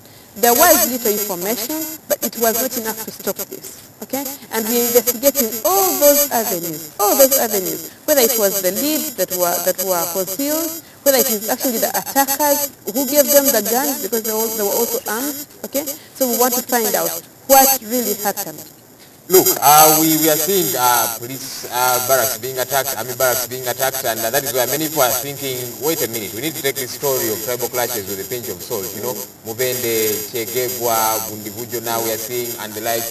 And some are thinking, no, there could be a lot more than meets the eye. These are not just tribal clashes. There could be some kind of rebellion that is looming, and police seems not to be telling us exactly well, what's going on. Unfortunately not, because as you have seen, most of the attacks are really isolated from the others. For example, the incident of Mubende, okay? We got to know that there were some people that were previously arrested, and so it's not entirely isolated. Well, we could say that there is a relationship because they're attacking the security and the civilians. But when you look at and analyze each of the incidents, you really see different. The incident of Zambia where a policeman was killed, you could see that there was coincidence that they were all the same name and they seemed to be related. And when we went to find out, they also had some differences at home. So when you look at the incident of Namayingo where a policeman was killed, they attacked his house, thinking that he had a gun, and they ransacked the whole house. Unfortunately, they didn't get the gun because it was kept in the next room. So they are isolated, yes. They are unfortunate because they're targeting people, they're targeting Ugandans, okay? And some people have lost their lives. But what we can promise the public is that we are trying to ensure that we are on top of the situation. And that's what we are doing in Bundivujo, because as you know, we have deployed quite heavily in Bundivujo right now. When you go to Bundivujo, you realize that there's quite heavy deployment in terms of intelligence, in terms of the detectives who are investigating and ensuring that these people are taken to court, in terms of the uniformed personnel working together with the military, and the Inspector General of Police himself is there. So really, we want to encourage the public that wherever you are, and you could have fallen victim, probably your family could have been attacked, or you could have been attacked yourself, please come back home. Situation is now calm, and help us with information. Already some people are volunteering information, and that's very good. Personally, I've got some information from some people. I thank you very much, though I don't know you, but I want to be able to assure you that we're going to do whatever we can to secure the people of Bundivujo, the people of Kasese, because they were also attacked, and the people of Uganda. Let's talk about the ADF element. Your boss, Fred Enanga, denied this. And look, we have not as a country entirely extricated ourselves from the ADF. And these are their areas of operation, you know, Bundivujo, Kasese, and the likes around there. What guarantee is there that there are no elements of these people? Yes. And you talk about, you know, people should get back to their homes. Many are worried. I think this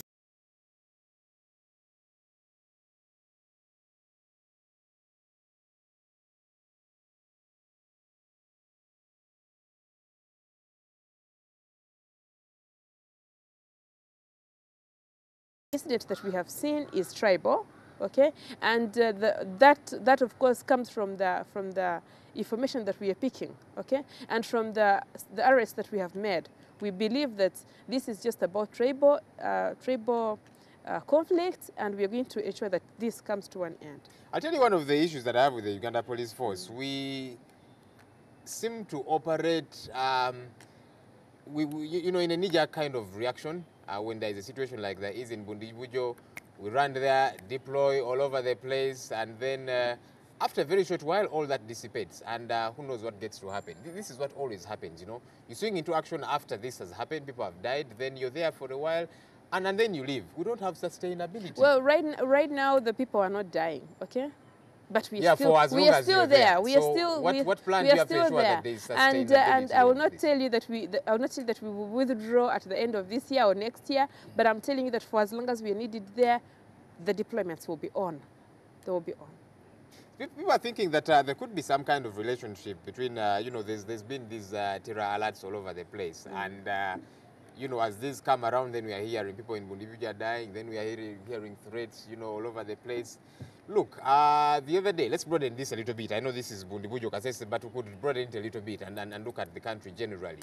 And I was looking at your modus operandi as the police. You know, we did see, you know, mambas all over the streets of Kampala. Security personnel dressed like they are going to the jungles of Central African Republic to snuff out Konyi. And I was thinking, what is all this? To me, it came off as we are incompetent. We don't seem to know what we are doing, for goodness sake. You get clad that way. When you're going to the jungles, terrorists are not going to get threatened by you roaming all over the place with the mambas. Was this warranted? Well, that's what you think, but I'm sure that the methods of work of terrorists really are not they're not that open. They are not that visible. They are divergent. And so whatever means we shall use to ensure that these people don't attack Ugandans, we shall use them.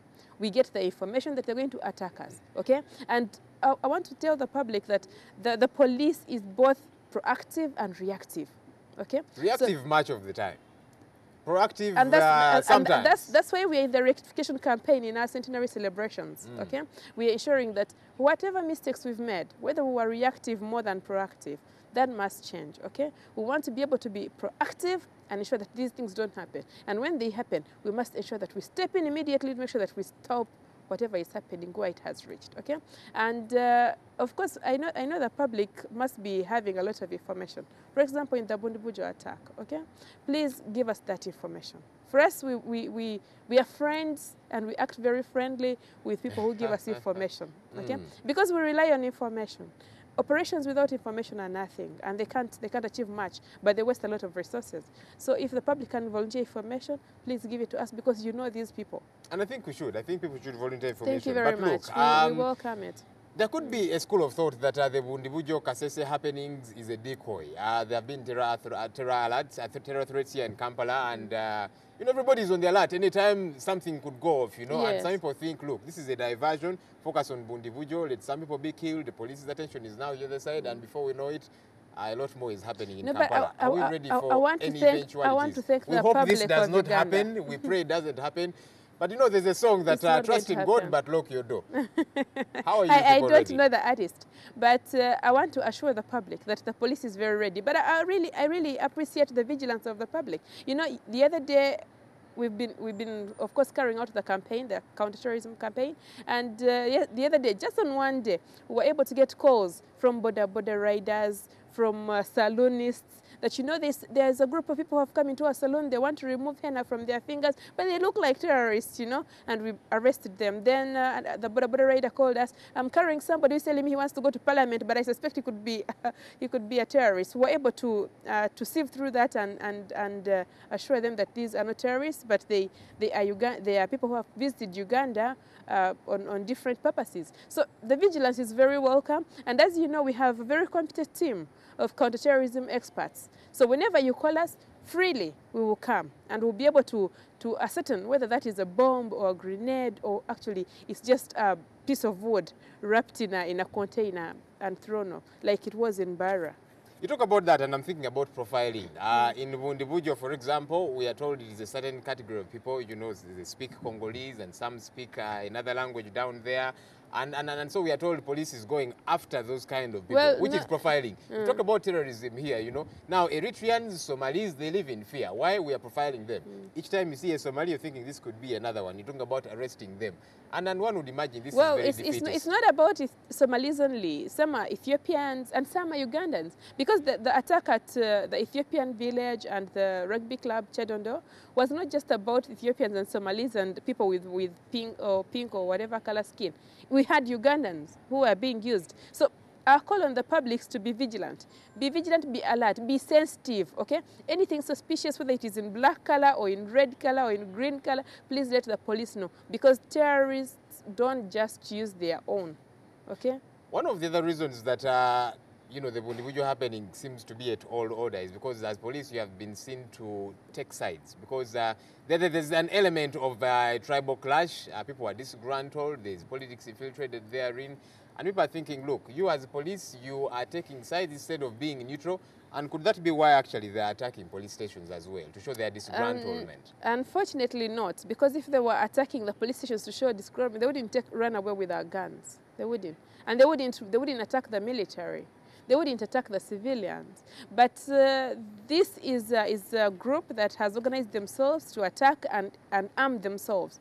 Okay, and you're saying that some people have alleged that the police is taking sides. Really, that's unfortunate, because the people who are deployed in the area of Bondibujo, Kasese, Fort Portal, they're not just from that place, so they wouldn't be sympathizers. And we have a policy on our deployments. We don't just deploy people who come from areas to their areas. No, we make sure that we mix and ensure that we have the perfect match for the right job in that area. Now, the other issue, of course, is we understand meetings have been happening in Bondibujo in broad daylight. You know, the people that we have arrested, the politicians, that NRM flag bearer, and then another local leader down there. We understand they've been holding barazas in broad daylight, and nothing seems to be done about it at all until this happens, and then we are arresting them. So we are thinking, well, maybe we should have been a little bit more proactive, because I imagine these are still going on down there. In the past, we have arrested quite a number of them and produced them in court, okay? And we also have already picked information on the others who have been calling out for the tribal clashes to happen, and some of them have been arrested already, and some are still on the run. We shall get them. This is about tribal clashes, as I told you. Unfortunately, and this I must say, the public should stop being ignorant, because some of them came directly to attack the police stations, to attack the soldiers, to attack the private security who were guarding the banks, and they were armed, just because they were mistold, misinformed by the witch doctor from Congo. We get information, and she a replica of sorts of the imaginary baby, and she told them she had protected them with witchcraft, and they were able to move directly. You can't imagine that. This was very unfortunate. People should stop being ignorant. People should respect the institutions that protect them. You talk about people respecting the institutions that protect them. I get worried that the relationship between the Uganda Police Force, you want to change it to Uganda Police Service so that you sound nicer. The Uganda National Police. And look, take advice from this young man. I hope you'll find it helpful. You see, changing a name and you don't change your modus operandi does not help in any way at all. You know, so you can remain as the Uganda Police Force, but can we say you to serve all Ugandans? Recently, the Inspector General of Police, General Kale Kaihura, said that he has usually read some of the books of Shakespeare, and I also read Shakespeare a lot, and he quoted, what's in a name? A rose by any other name would smell the same. But I think that a rose, if it wasn't called rose and was called polythene, it might actually smell like polythene. It wouldn't smell like rose. So we shall change the name of the police, and we already, but more importantly, we are already change the modus operandi. Yes, and change the we way are working you do on things. all that. That's why we're introducing Honorable the Simon community Mulongo. policing. His chair has been waiting for him for quite a bit. These MPs are very busy people. I am told they are never late. They are usually delayed. Good to have you here, Honorable. Thank you so much. We shall grill you after this for keeping us waiting, but we are glad you made it this morning. You better grill her, because she's grillable. I am not. You're not? No. We are discussing security this morning, and Honorable, we are concerned. As a Ugandan, I'm very concerned. You know, when I see what's happening in Bondibujo, over 100 people dying, when I hear of terror alerts here in Kampala, I'm thinking it is very worrisome. What do you see as the underlying currents? There seems to be a lot more than meets the eye, as a security analyst, not as an MP this morning. Thank you. First of all, I want us to look at the situation in their local and true occurrence, because each of the incidents seem to be self-accounting.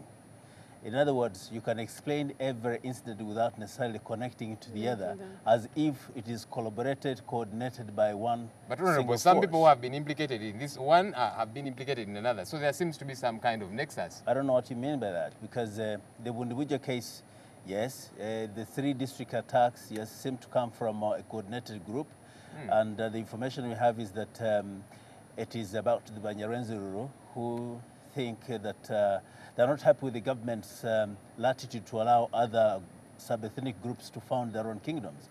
And recently, remember, the Bamba crowned their own king, the Mudinja, and they are not happy with it. Then the Basongora and other sub-communities in Kasese, it's a similar trend. They're demanding to have their own separate kingdom. And this has angered the nationalist groups within the Rwenzururu movement who wanted to pay back to government in a currency that will feel pain to government. So these attacks were organized, commandeered by some person or persons, and they happened in a coordinated with the 3 districts of Kasese, in Toroko, and Bundibujo. But for these other parts like Kampala and Chegigon, so these are isolated incidents which can be explained locally. Look, I've been having a chat with Polly here and telling her that we are concerned as Ugandans. You know, these people do not seem, you know, they don't seem to have their thing together in as far as protecting us is concerned, because police barracks are being attacked, police officers are being killed, and for the ordinary Ugandan, we are thinking, wait a minute, if police officers are being hounded this much, how about the rest of us? Do you feel we can trust the security apparatus in this country? Do you think they have got their guts together? First of all, please don't speak like an NRM member. No, I'm Simon Mulongo, and I'm an NRM member, except that I'm speaking as an analyst. Now, the police are not established for combat purposes. They're established to maintain law and order. Yes, they're supposed to have capacity to protect themselves. But then, if you have a sudden and surprise attack on a police unit, you can definitely inflict certain deeper harm onto them as compared to, say, for the military establishment. Because for the military, they're trained to counter that, exactly that, but not the police. As you can see, this is they are civilians. Police are civilians. They are not civilians. Yes. That's civilians? I can speak with authority that this is a civil force. Yeah, but we are not if, civilians. If there's a civil force, what is civil? We protect the civilians. Yes, so there is civil force. They're not a military force. And I want to remind her that you're not a military, you are actually a civil force. But they're trained. They should be able to defend us. I mean, how else are they supposed to protect all these installations their and so on? military training is limited to have capacity to operate in a manner. But they're not trained for combat activities. And that's where the difference comes in. So they become as a soft target than you'd easily imagine. So by attacking police doesn't mean that the state is overwhelmed. This is what I want to make a point. Doesn't mean the state structure is overwhelmed and therefore we should begin getting too worried. No. However, we would like to see the police put up better show in this. For a police station, if it is an outpost towards Bunduguya, yeah, or in the remotest part of Bunduguya is attacked, maybe they are just the number is very small and so on, with surprise attack, overwhelmed by numbers of those attacking, it can be explained. But a police station in Bunduguya, that is something more serious. In other words, they had to walk all through the lines of population and go to the police station and attack them just like that. That is something we need to establish exactly what could have happened. So we need to see the police units across the country strengthened in terms of their own internal security system, so that the armories, those on guard, of course there are principles that are supposed to be followed. Like you don't allow a police officer to walk alone on patrol. They must be in pairs or in certain groupings and so on, and strengthen the observation points around the police units so that they guard themselves. This is very, very important. As you say, I agree with you to some degree that it sends wrong signals to the public if they're just attacked and overwhelmed easily. Yes, but of course we have to give police the credit as well, because if these people were able to penetrate the police station... Always coming in after action has taken place. If they had penetrated the police station, then we would say, okay, maybe the police wasn't alert. But they were not able to come in. That's why they were gunned down, most of them. I have a challenge with your intelligence. I am no security analyst, I'm just an ordinary Ugandan, but you see, when I keep seeing things happening, I'm thinking, you're supposed to have intelligence. You're supposed to have information fed onto you. What goes we on? all want to get to that level when there seems to be very many bloopers with your particular intelligence. We want to get to that level when there's no crime committed. We want to get to that level. We have not. Probably it's because we still need to have some more recruitment and more training. And that's what we are working on. But we want to assure the public that the capacity that we have right now, if the public works together with us, we'll be able to accomplish a lot. But there are some people who are still hesitant to give police information because they fear that the sources will be revealed, which is an old story. We don't do that anymore. So It could have happened in the past, but we're telling the public, give us your information. We shall use it and protect you. We need to wind up. Honorable Mlongo, what would you suggest as a remedy for the Bundibujo Kasese debacle?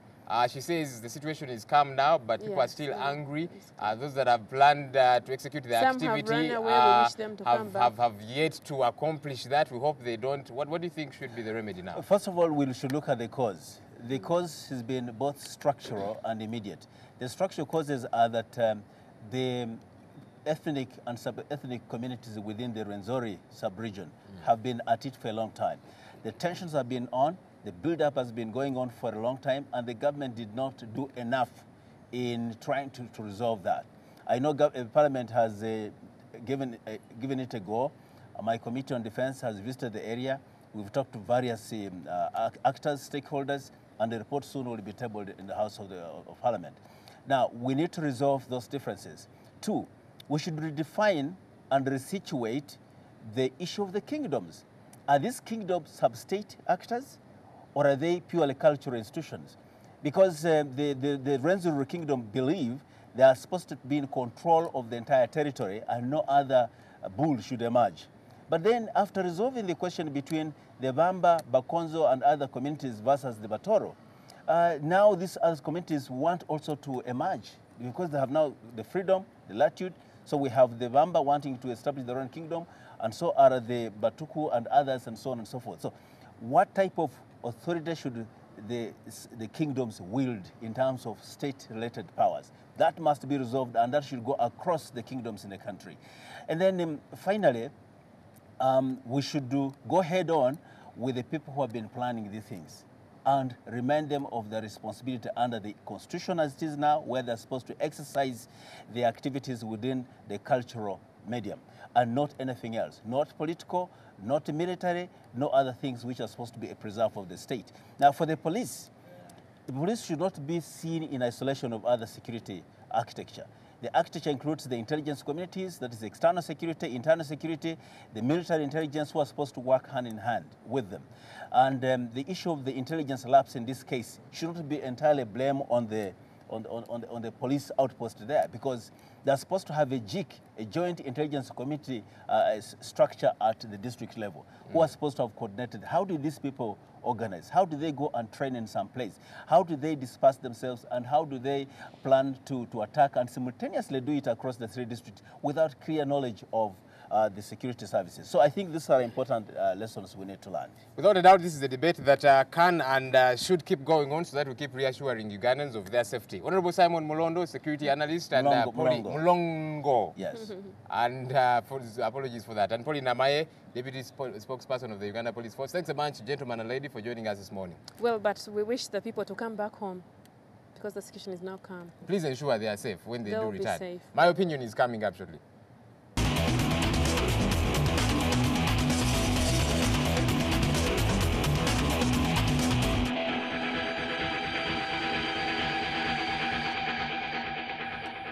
When I see tribal clashes in this country, I get worried that as Ugandans, we are more concerned about the fact that we are first and foremost Baganda, Baludi, Banyamulenge, Banyankole, whatever the case might be. I think we need to get to a point where we see ourselves first and foremost as Ugandans, and then everything else can come second, you know, so that we put this country first and realize that we are more similar than we are different. Hopefully that will go a long way in remedying the tribal clashes we are seeing all over the place.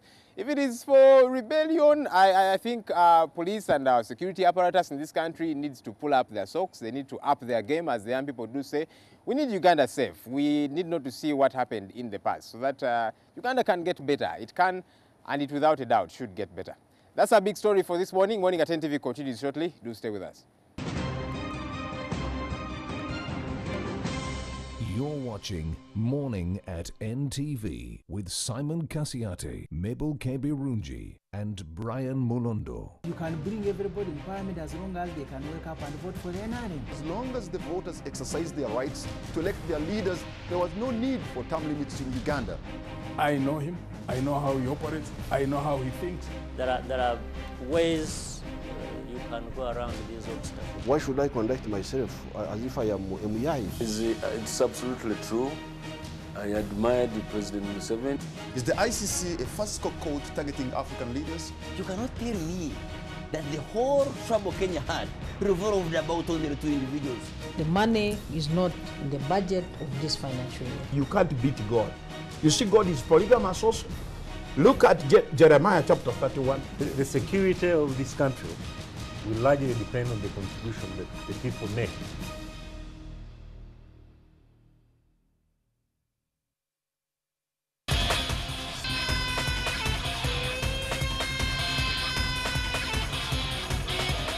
The average age of the entire national team is under 18. And so The primary role of Team Uganda is to remain, is to Division 2.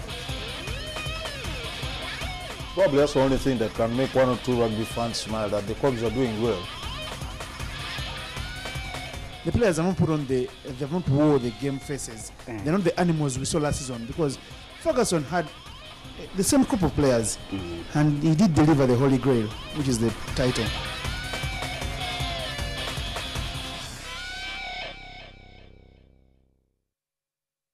I'm going to blow your mind and I'm going to twist your taste buds.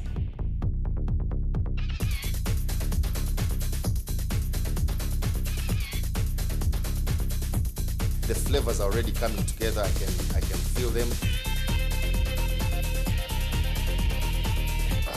Very lovely, very appetizing, very healthy.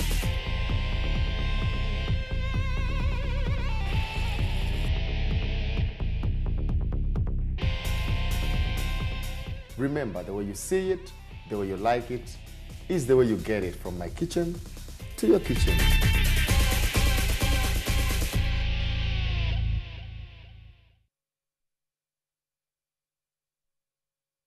Mikwano gyaffe bana NTV ate naddala mu bannaamu muli gw'emizannyo muli gw'ebyemizannyo gukomyewo 214 ate mutya kati ate gukyusiza n'obudde gwa 7 gwali gwa 9 ne gugoberera ne tusanyuka kati gubongereddeko wano malya g'ebyemisana awo gusooke gubatayize gubaleetere buli kintu kyonna kalonda ennawo byemizannyo ogwemuli gw'ebyemizannyo omupya 214 Isima waali alagira Argentina yenjo mukubira eddiba lye omukwano gujja kukomawo ku muli gw'emizannyo naye kasita kinatuuka eri bano ba Messi okulumba abalenzi baffe ba Thiago Silva awo tewali mukwano omuli gw'ebyemizannyo 214 President.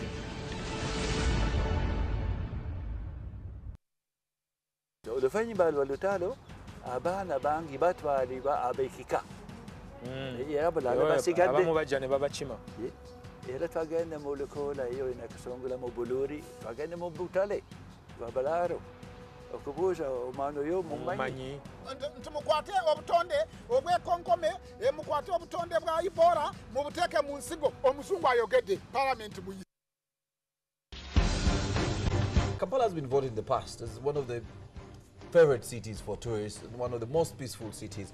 That is something that is changing. Kale Kaihura, the Inspector General of Police, and President Yoweri Museveni, their alliance, they can only crack down or stop individual strikes and individual demonstrations. But I don't think they can stop the growth of militancy. No holds barred. Besigye and Lukwago have particular grievances against the government, some legitimate, some misguided. What should the police do? Of course, the police has to intervene, A, to protect the power of President Yoweri Museveni and the NRM from disruption by Besigye and Lukwago, but B, also, never forget this, to protect those ordinary people whose property gets destroyed. I want to ask that many think that they've actually been frustrated. Opposition parties in Africa do not tend to be constructed around policy differences. FDC lacks a glue to hold its coalition of different power-hungry individuals together. Incisive. You see, the NRM is more divided internally than the FDC. The advantage with the NRM is it has political power. Analytical. I think that one of the best organized political parties in Uganda is the PPP, the People's Progressive Party with Ansari. This idea that everybody is telling around the world that Africans are poor and they cannot contribute to their own political and social emancipation is crap. In fact, I think that the opposition parties in Uganda have to win an election in an unfair and unleveled ground. Newsnight with Andrew Mwenda.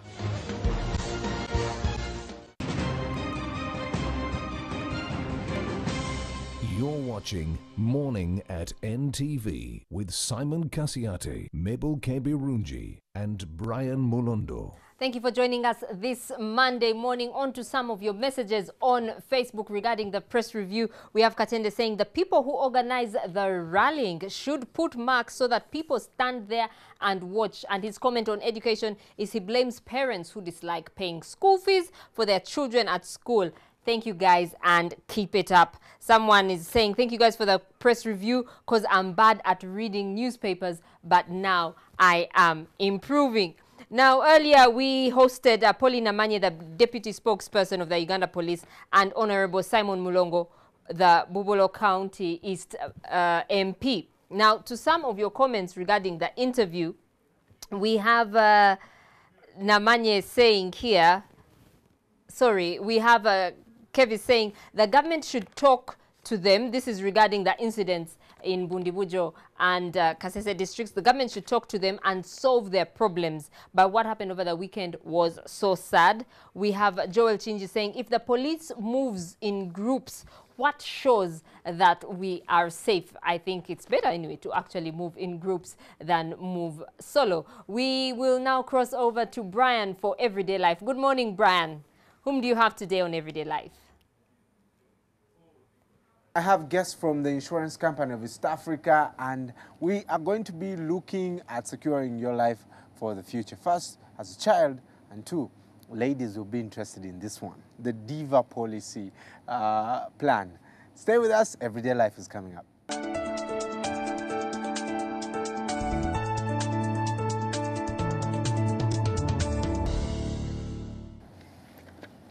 Joining me this morning is a General Business and Underwriting Assistant, Zulfa Namialo Hajati. Good morning. Good morning. Somewhere here. No, sir. Oh, fantastic. And Simon Mulema, who is also a Life Business and Writing Assistant. Good morning, guys. Yes, morning. Welcome to the show. Thank you, Brian. I'll start with you because I know most ladies will be fascinated with this one. Yes. The Diva policy plan. What's that about? Well, the Diva policy is about a motor insurance for the ladies. It's tailor-made specifically for the ladies out there. We're looking at vehicles from 10 million onwards. Those are the women that we're looking at and the vehicle owners. Why did you decide to call it Diva? Why don't you just say motor vehicle insurance plan or the women's policy plan? Well, we wanted to be different in the market and in the sense that every lady would want to be referred to as a diva. Anybody who has established themselves or they're starting out in life, they'll consider themselves as a diva. Right. So for the diva, we tried to make different classes for every type of diva. The first class, we do have the glamorous class. Those are the ones who own vehicles from 10 to 15 million. Then we do have the fabulous class, which caters for vehicles between 16 million to 24 million. So if you drive a Vitz, you're glamorous. Yeah, you're glamorous. So then we do have vehicles for falling in the stiletto class. What's that? Stiletto? The stiletto. Just like, you know the stiletto. You know the stiletto It's an brand. expensive shoe, right? Exactly. And we're looking at those ladies who see the world differently, and they're owning vehicles worth 26 million onwards. So that particular class sees the world differently, and you've reached that point in life where you want to just spoil yourself, spend on the lavish things in life, and a car would be on top of the list, trust me. Wow. Yes. So what exactly do you do? Do you help them buy the car? Is it like a mortgage of sorts with ICEA? How does it work really? Well, we do not help them buy the car, but you get on board with your car, and then we help you find out what needs you need to address. Like, we help you realize the worth of your car. We'll help you try to, sit back and you're like, okay, what would happen if if I'm driving down the road and a truck bashed into me? What would happen? What would be my fallback position? That's where we come in. That's where the Diva Motor Policy comes in.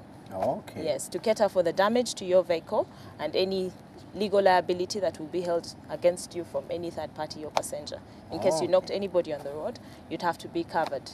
All right. Yeah, so there's glamorous for Vitz and Chikumi, all those small cars. There's the fabulous and the stiletto classes. Yes. All right. What is the method of composition? Because or the procedure? Because even usually usually when you get you know, your car is bashed or your car has been recently, our producer's car was vandalized, totally vandalized. Woke up in the morning, everything was off. And it took a lot of time for him to get compensated. Is it going to be faster for you? How should one go about it? So this is what we are saying, Brian. Every situation requires a different kind of procedure. Okay. If we're looking at cases of vandalism, maybe you parked your car on the roadside and then you get out from this show and, God forbid, the lights are off, everything, it's just staring at you. Different, then the procedure would have to be different. First, you'd have to get a police report, because we'd expect you to have reported the nature of events, and then we'd require a statement of what exactly happened, a detailed statement of what happened. Then we'd expect you to notify us, your insurer, as soon as possible. Then the number one rule, you never admit liability. Let us handle your insurance claim. So once all that is done, then you attach the paperwork, the statement. For as long as you produce it as quickly as possible, then we're saying we will settle your claim as fast as we can. Fantastic. Yes. Let me cross off at this time. You are with the Child Educator Plan. True, that's and, it. And, you know, right now I was very shocked that women are now booking places in schools when they are pregnant. That's true. That's the moment a woman finds out that, you pregnant, know... and they know the sex, they go ahead and make. The school is... So there are schools that are booked out for 2015, 2016. They are taking kids for 2017. I was really shocked. Is this the same thing that are you ensuring the education of our kids? What is the plan about? To begin with, I will say that every child in this world deserves a bright future. And at ICU, have come up with a product. It's a life insurance product where the child's parent gets insured. It's taken on the child in the life of the parent. They get insured for the benefit of the child's education. They usually take it for a given time or period. Now you see, it's very flexible in the way that if I know right now that my child is 1 year, I'll be able to plan, and I know that within a given number of years, my child is going to be at university. Yeah. So I come to IC, you come to IC, and then you buy this policy that's supposed to cover your child's education in case of the unfortunate demise of the parent. Yes. Right. How do you get the claims or the cover when the child turns of age, whatever age that you registered? Well, the claims would come in two phases. The first thing, there is the possibility that the parent's going to be alive for all that period. Remember, the cover is on the life of the parent, and that's on the death of the parent. So if they happen to pass away, at that exactly point, we usually pay a certain proportion of the sum insured, and then the other proportion can be paid later at the time the parent had planned the child to benefit from this kind of policy. The other instance is the parent is likely to survive, most likely to survive all that period, and at that point we still pay the full benefit for the benefit when of the the child turns of age. Yes. Some people may be asking, well, insurance is for the rich. Don't tell us those things. No. What benefits are you looking at, both for parents and children? In the first place, if you don't plan, then you're planning to fail. That is for the parent. You have to have a plan. You have 4 children. You know that at a certain point in time, I'll need this amount of money to cater for my child's education. So that planning process, of course, is a benefit for the parent. And then there's that peace of mind that you know that, yes, as you drive to work, you take your kids to work every morning, you know that my child's education is covered somewhere with ICA. So you get that benefit of peace of mind. And then, of course, the child gets to benefit from that accumulation of premiums and the sum that will be paid at the end of the whole term of cover. Yeah. I'll ask this for the both of you. What is the rate of premium? And are these things subject to the new VAT? Because now, when Maria said the VAT is going higher, we're like, ah. Yeah, I understand. Well, like I told you, the different classes, the rate will vary according to the value of your car. So if you're looking at the glamorous class, you were looking at a rate of 4.5. So as your vehicle, as the value increases, then the rate is also subject to increase. Then we also have we've factored in the VAT. It is definitely affecting the general products. for every kind of insurance, regardless of whether it's motor. We are applying a rate of 18%. Wow. VAT, yes. And it started on 1st July, so it's in effect right now. Right. Yes. It's the Life same. insurance policies are not subject to tax. So there's no component of tax, as many people may be wondering, but there's no component of tax. So there's no. Does your policy need medical reports? Definitely. At the point of inception of the policy, we require the parent who is on whose life you're taking the insurance to go for medical examination. It's important that as we price, we know the status of health of the parent, because for each and every risk that we take on, we must account for it somewhere that yes, this person is like this in terms of health, so we can attach a certain premium. Right. Yes. Brian, just to cut you short, we do have an extra kind of packaging for this particular Diva policy. We're looking at catering for your personal belongings, like that's your handbag in the car. We do have an extension. Yeah, we ladies like to carry around handbag lots is of in the things. car? Yes, and your car is vandalized and your bag definitely is stolen and the valuables in there. We're saying for every kind of class, we're extending a certain limit for you to recover the valuables in your bag. Yes, and we do have a personal accident extension where we're saying in the event of an accident, your passengers and you yourself are covered up to a certain limit, of course, which is subject to revision depending on your insurance needs and maybe depending on the value of your vehicle.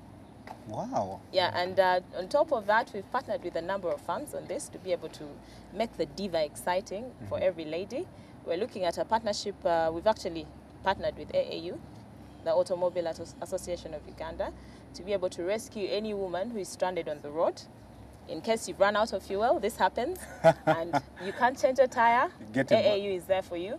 Once you take Why up don't this you cover... just organize a workshop for women and teach them how to change tires? Why hustle when you can pay, we can do it for you. I mean, then for as long as you purchase, maybe your battery is spoiled and you'd like to purchase a new one, we have battery masters on board and you'd have a 30% discount on that. Given the nature of events in the country, it's rather unstable and safe. You have terrorism left, right, and center. We do have an extension to cover for political violence and terrorism. In the event that your car is, bombed, God forbid, we do cater for that. We wouldn't want to leave any stone unturned. Right. Yes. Last words? For each and every parent out there, you must know that as you bring a new life into this world, you plan for it and make sure that you give it the best of education that's available. And at ICA, we are available to help you in that journey and to assist you at any other point of insurance as may be needed. All right. Yes. Awesome. I think I'll ask you off air, because I was going to ask you, what if you start the plan for your child now, then when you have maybe a second child, can you change the name of that child? We still have time for that. In the same, I don't know. Yes, definitely you can change. See, there's a flexibility in that. Supposing you have insured a certain one of your children and God forbid that person passes away, you can always change. You can always, but still work on the same policy. On the same policy. You can also even add some more children and then increase the sum that you want to be paid out. That's the good thing about it. Fantastic. Interesting policy plans, first for children and our women. So if you're a man who has bought a car for your child now, this is a good policy for them. Zofa and Simon from Insurance Company of East Africa this morning joining us. Thank you so much, guys, for waking up so early and coming and tell us about these awesome products. When we come back, we'll be talking sport and, of course, one of the things that is making Mabel happy this morning, Djokovic winning Wimbledon. Stay with us. We'll be right back.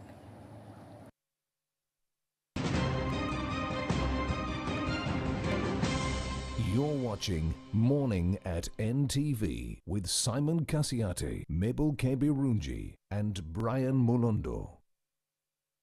At Orange, we know you want to do more on the internet. That's why we bring you Happy Hour day and night, where you get 1 GB of data from as low as 2,500 shillings. So you can download movies, video games, heavy files, video conference, catch soccer online at the lowest prices and the fastest speeds on the market. And do all you have always wanted to do with Happy Hour day and night. Another fast from Orange. Dial *133# to buy a data bundle. Happy Hour changes with Orange. Today changes with Orange.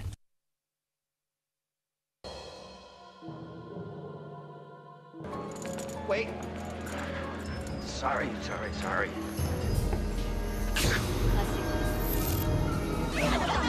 Discovered in a marketplace of the Guangdong province. Now, over 1.2 million birds were slaughtered in an attempt to eradicate the strain. There's absolutely no need for panic. More vaccine within 4 or 5 weeks. We don't have time. That we may be looking at the first human-to-human transmission of the avian flu virus. It's not only possible, it's already out there.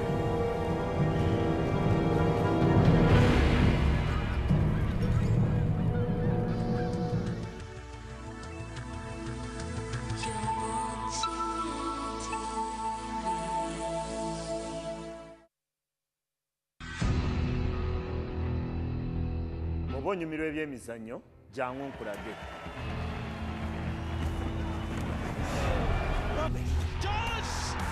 And Adam Johnson, the boyhood Newcastle United man, historic, flying in the face of all football logic. A magnificent goal by Robin van Persie. Ferdinand! Everton lead at Old Trafford. Walcott, Giroud. Super Suarez. And backs it up. And cracks it in. Checo finds the net in spectacular style. Penalty for Borussia Dortmund. He scores. Beautifully from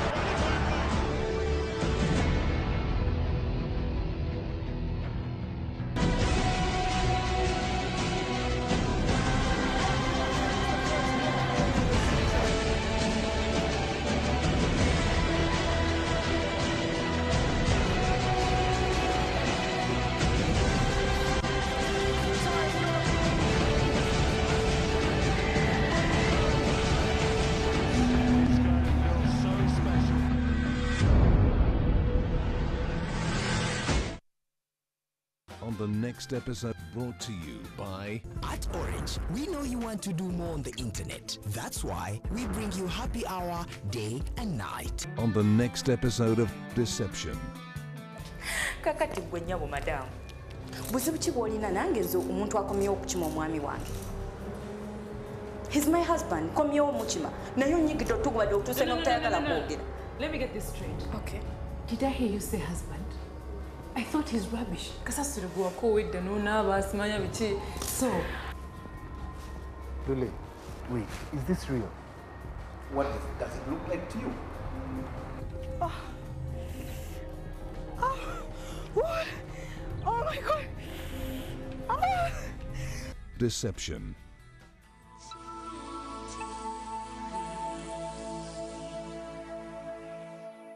You can download movies at the lowest prices another fast from Orange. Dial *133# to buy a data bundle. Happy Hour changes with Orange. Today changes with Orange.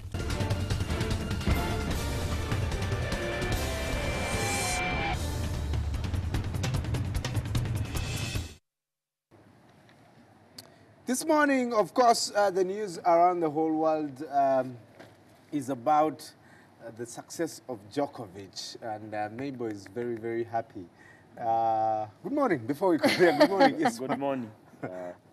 The World Cup is going. You know, the day is on. Today it's not on. Tomorrow it's on. So I see your eyes are clear now. Yeah. Which is good for us. Maybe let's first talk about Djokovic and get this out of the way. Almost 4 hours. Drama It was thrilling, a beautiful game. Yeah. Sun was high. Yeah. Tension was deep. I could go on and on and on. A beautiful game it was. And you thought Federer would take it. I wished Federer would win. I would never bet against Djokovic. I would never bet against Djokovic because I find him the most, I always have this term, I find him the most mentally tough sportsman in the world today.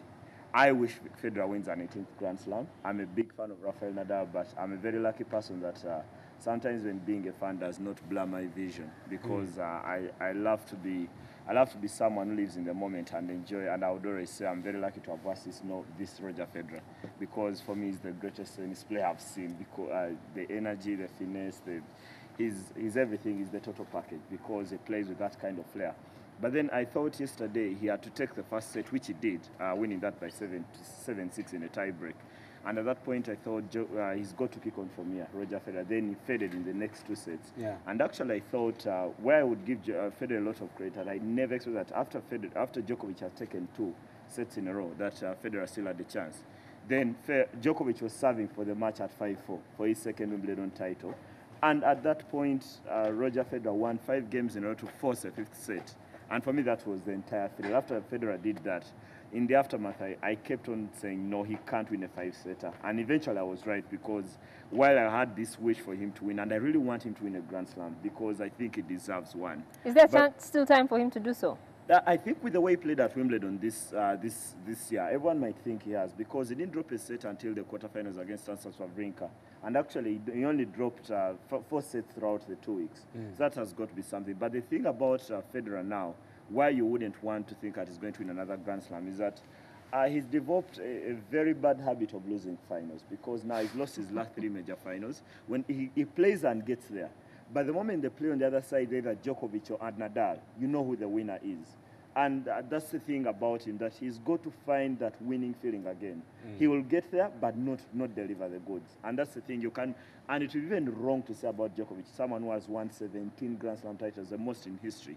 For him to get to finals and keep losing, it's extremely horrible for him. And I know the cause for his retirement have been evident for the past 2 years. And had he won because he's 32, would have been the oldest Grand Slam winner. And not many people win at 32 because Dennis Summer runs between the age of 19 and 28. After that, you're done. That's your peak. That's your peak. After 28, you're normally done. So I wouldn't bet on him winning. Neither would I want to bet against him winning. But on the other hand, for me, it's out of a wish. I want Federer to win another Grand Slam. We'll see if it happens, and he'll set a new record. But it's a 4th semi-final in 4 tournaments for Germany. Is this one? Do you think this time they are going to nail it? First of all, I think for Germany, the World Cup starts now. We've been here for 3 weeks. But I never thought they would have any satisfaction at doing well in this tournament because, for me, they've played the semi-finals, like you said, 4 consecutive tournaments. They've got to go and deliver. They've got to go and win the tournament because there isn't any kind of strategy. I look at it this way. 8 years ago when they were at home back in 2006, they got the semi-finals. The whole country was celebrating. Everyone poured onto the streets because at the time Germany had not been doing well. Okay, they had got to the final in 2002, but that wasn't satisfaction enough. Now, at this point in time, after that Mats Hummel's goal, there was no one on the streets in Germany because they know the kind of responsibility they do have. And when they play Brazil, they'll be outright favorites. Of course, Brazil don't have Neymar, don't have Thiago Silva. Neymar injured, then Thiago Silva suspended. Brazil have appealed that Thiago Silva yellow card. If it's rescinded, we should all stop watching the World Cup because it would be an outrageous decision. As nothing like that has ever happened. And I don't think even FIFA would be mad to rescind that yellow card. Right. But eventually, you've got to think that the Germans have got to win this World Cup to get vindication. And I have this very extremely illogical law of averages, that if one team wins, after some point the other one also has to win. They stop, like Spain. They have this very logical law of averages in regard to Germany. They failed on so many occasions. The World Cup final in 2002 where they lost to Brazil, the 2006 semi-final where they lost to Spain, the 2010 semi-final where they lost to Spain. I feel they've been knocking on that door. And the moment they get to the final, I would bet on Germany to lift the World Cup if they get the chance to play in that final next Sunday. Right. Well, joining the Italians back home are the Belgians. No, because we're talking football. What's your problem? I'm just saying, as a Belgian, I'm talking about in Argentina. I'll walk offset. Okay, Argentina, didn't they struggle over the weekend? they've been struggling the entire tournament, but this is not one they struggled defensively. I think they struggled to get that second goal. After Gonzalo Higuain got them the first in the 8th minute, you thought the Argentines would go and kick on from there. But then I think they were also by the fact that this was extremely in-speed from Belgium. They were barely the team that everyone thought they would be at the World Cup. What happened to my company? Yeah, they were all there. I don't think you'd blame the defenders. The goal they conceded was superb. It was a beautiful goal from Gonzalo Higuain. Then thereafter, I don't think you demand so much from the Belgian defender. That's why I don't think Vise Company would be one of those that we'll be looking at. I think in an attacking sense, they look like a collection of Sunday League attackers. I look at him for other reasons, but anyway. Yeah, Sunday League attackers, because I thought they were very poor going forward. And the Argentines are through. Though, like the Brazilians who don't have Neymar, they had Angel Di Maria get injured because there's a thigh problem. I want to play on Wednesday. So there's a lot of tweaking in there. And when we get to it on Wednesday, I'll tell you, I fear for Argentina without Angel Di Maria. We might all discuss Messi, but this is the sidekick, the same way Messi has Iniesta. Yeah. Now, Di Maria plays the Iniesta role, the sidekick that helps Messi prosper. And probably every managing director, every superstar has that wall they lean on. And Di Maria is the guy for Argentina. I was very annoyed over the weekend. Why would a super team like Holland allow themselves to play penalties? I still ask myself, why would you let a game go into extra time unnecessarily? You don't And while I was supporting Costa Rica, I think we did a good job. But Holland should have buried that game in 90 minutes. I thought every time the Dutch were about to score, the post became bigger. There was some kind of expansion that the post was undergoing that I still to this point, the Dutch ball is coming. Then it contracts again when the Costa Ricans on the attack. But I think, Brian, you cited a very important thing because probably the Dutch they should have won this in the 90 minutes, or probably in the 120. Eventually, and they had to bring on a goalkeeper in the last minute of extra time. Why would you? Exactly, but he saved the day. But you see, I feel sorry for goalkeepers because you are the star. And even if someone misses a penalty, everyone will say you're a fake keeper. Yeah. Why would you do that to your players? And you know, I think with this goalkeeping thing, I know it's been blown out everywhere in the world because Louis van Gaal is a genius. I find him so. I rate him so highly, and we'll be discuss the Premier League when we get closer to it next month. And I think Van Gaal is going to be do a brilliant job at Manchester United.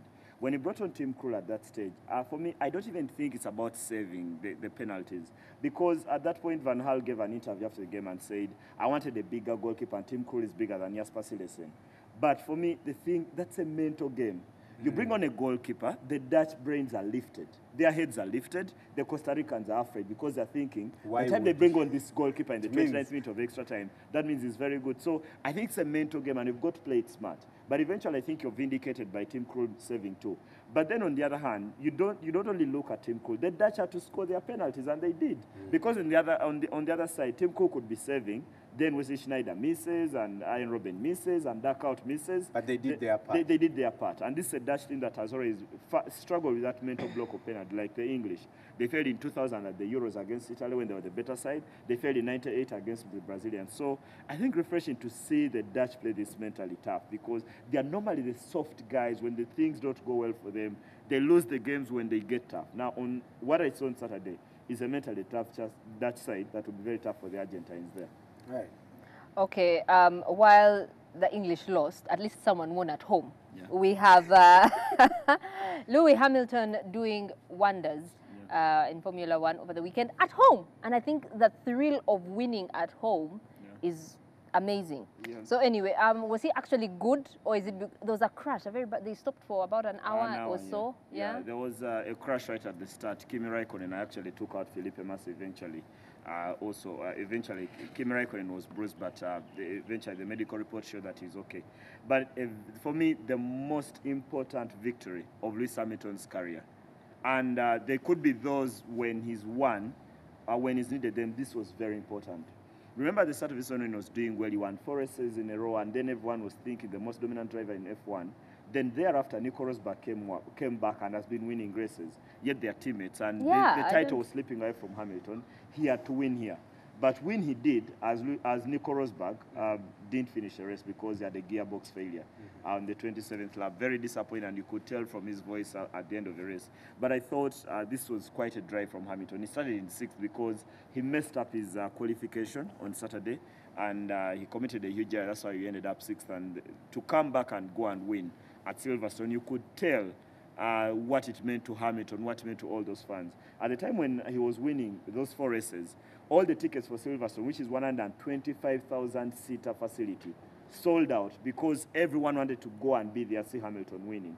And they got their reward. Even if he came here without the form, he won eventually away from Valtteri Bottas, who was 2nd, and Daniel Ricciardo, who has done a fantastic job, and he came up 3rd. So I think a very important victory for Hamilton. I'm thinking the English have something to smile about. That World Cup team is home. Murray lost, but at least there's some hope. Tomorrow, I'll need, because I watched this on CNN, and how some Americans think that soccer taking over, I want to call that football, real football is taking over. They think they are getting spoiled. The whole nation, US stopped because of soccer. And Farid Zakari said, you know, this is Obama, the Obama generation against real Americans? Real Americans. So Democrats love soccer, Republicans don't. They love what? Golf? Golf and NASCAR and all that stuff. Boring games, really. But Luero came with some very sudden. No one even wants to know who won Luero. Yeah. Sabuguzu won it, but the accident dominated the news. It's extremely sad whenever we lose fans in sports events, and I'm one who has been involved with motorsport for quite some time. I find it extremely insane because many times when you go for these rallies, and I've recently haven't had the chance to because of my schedule over the weekend, but I've been in rallying since I was a teenager. It's extremely unfortunate whenever I hear of deaths at rallies, because one of the things that the Federation Motorsport Clubs of Uganda do is go and launch a safety campaign for every event.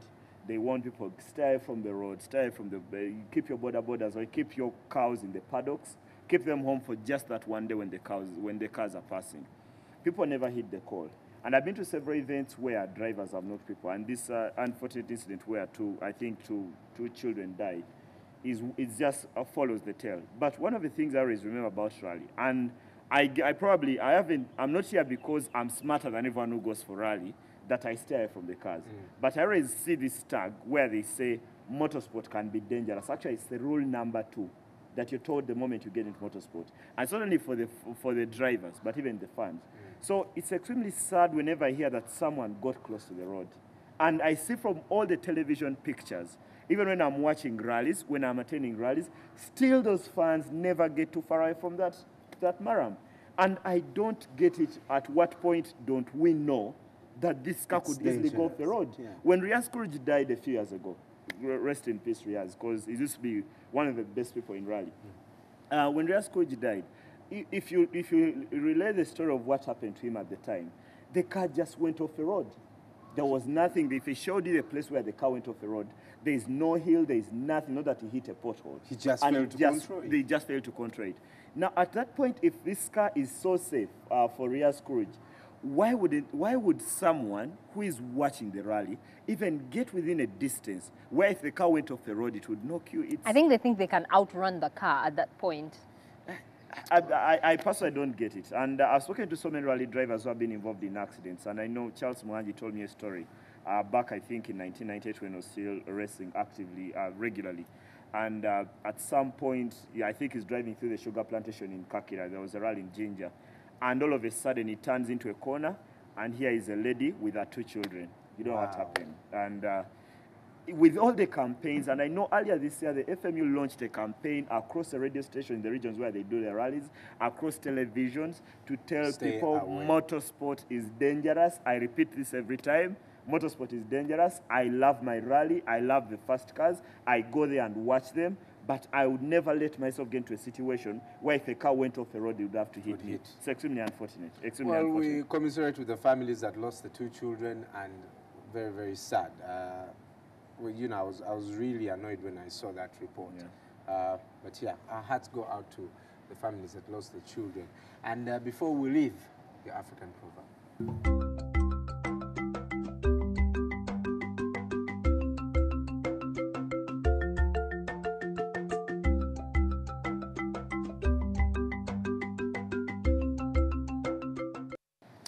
Mwanguzi Paul this morning contributes a South African proverb, the power of a crocodile is in the water.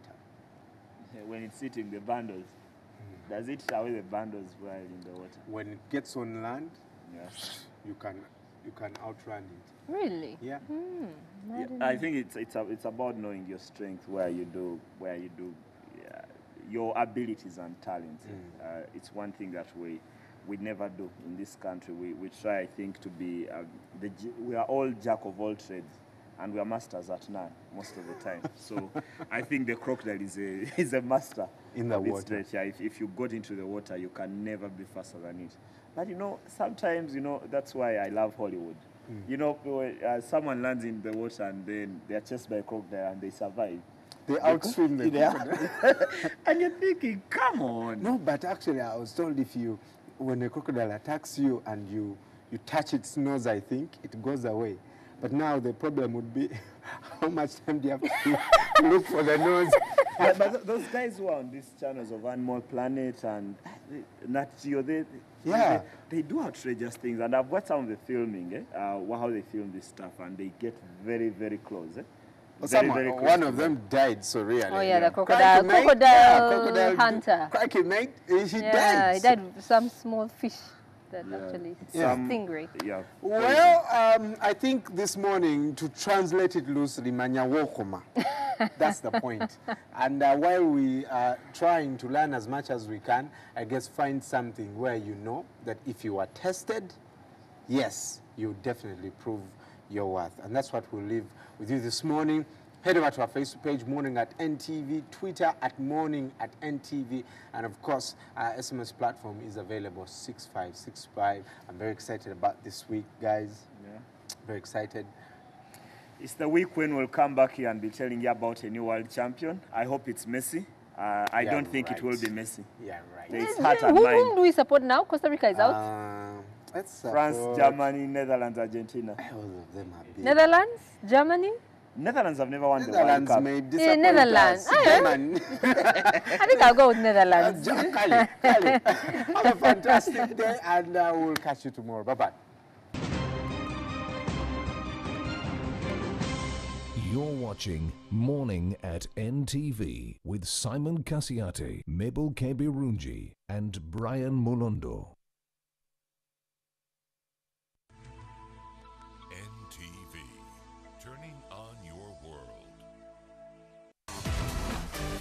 Our weekend programming will keep you on the edge of your seats. Running would be a good idea.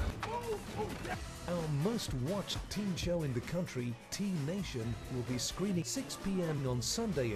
Don't forget to catch the show only on NTV. What a way to wrap up the weekend. Kids, Kids, Kids, the show that you do not want to miss for anything, is now at our prime time slot. 6 p.m. is fun time with Planet K. NTV Planet K.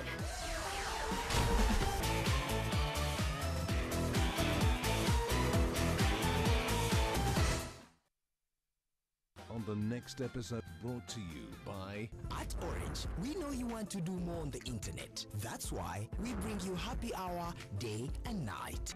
Destiny River. Then what, Solano? If Estella is the disease, Manuela could be the cure. Who knows? You were taught to overcome your personal feelings. You were trained. She wants to split up. She doesn't love me anymore.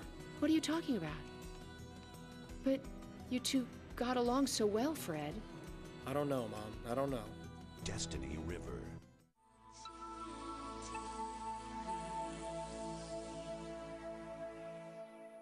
You can download movies at the lowest prices and never fast from Orange. Dial *133# to buy a data bundle. Happy hour changes with Orange. Today changes with Orange.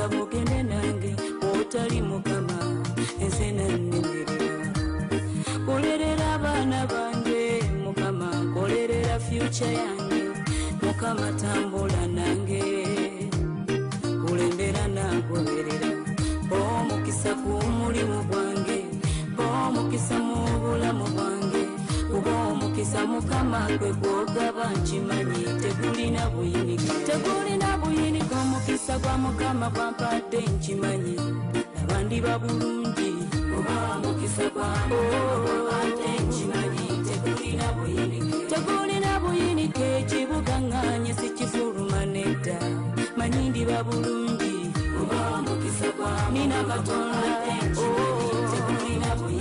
tegulina buyinike ne bwologa bange olituuka n'okoowa manyi ndi babulungi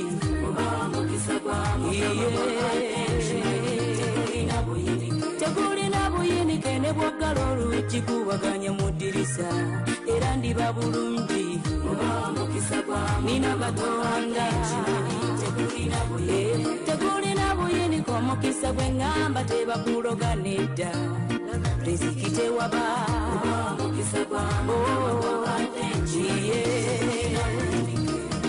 munkubo waliyo emitego sitaani ayagala kunkuba busa omukisa gwange yakutwale andeke nemulugunya tegulula emitego gy'omulabe kati engalo zino zinaabala ensimbi ne bweriba ddoola erituuka negonda mukisa gwo tegulina buyinike omukisa gwa mukama gwampadde nkimanyi nabandi babulungi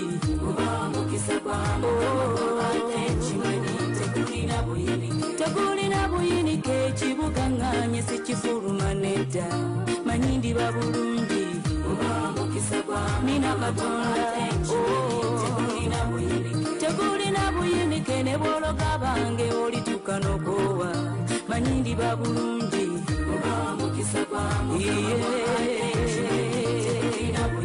tegulina buyinike ne bwogala oluggi guwaganya mu ddirisa era ndi babulungi nina katonda tegulina buyinike omukisa gwe ŋŋamba tebakuloga nedda riziki tewaba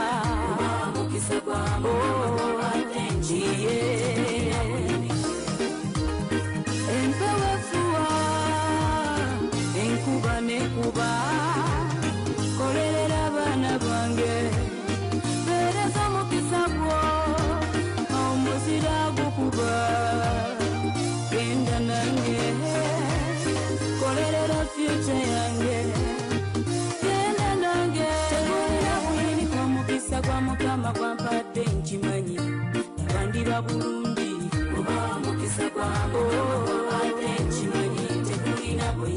tegulina buyinike ekibuga nganye sikifuluma nedda manyi ndi babulungi nina katonda tegulina buyinike ne bwologa bange olituuka n'okoowa manyi ndi babulungi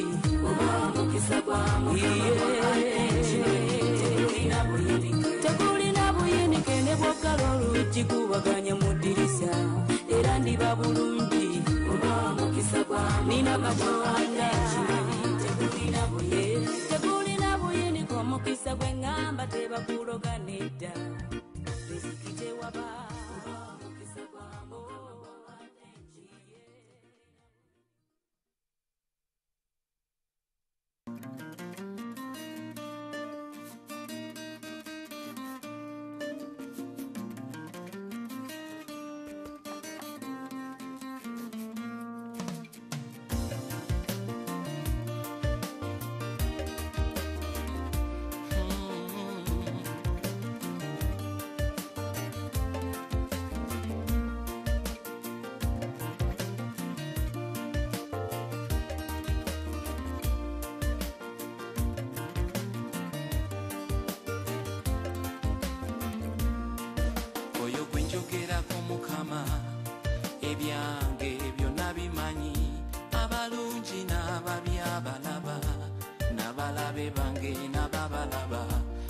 yatonda byonna yabifuga kabubo bulamu ya yalukeseza ne luno kubasimye mbeera omulamu.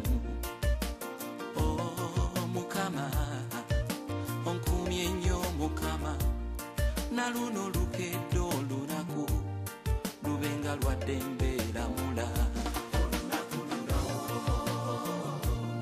lutadde mu mikono gyo Mukama, nsaba oluŋŋamya amakubo Mukama leero mukulembere, sumululo omukisa kube yange, ne be mbanja basasule, nange nsaba ompa amagezi, Sulemaani ge wamuwa.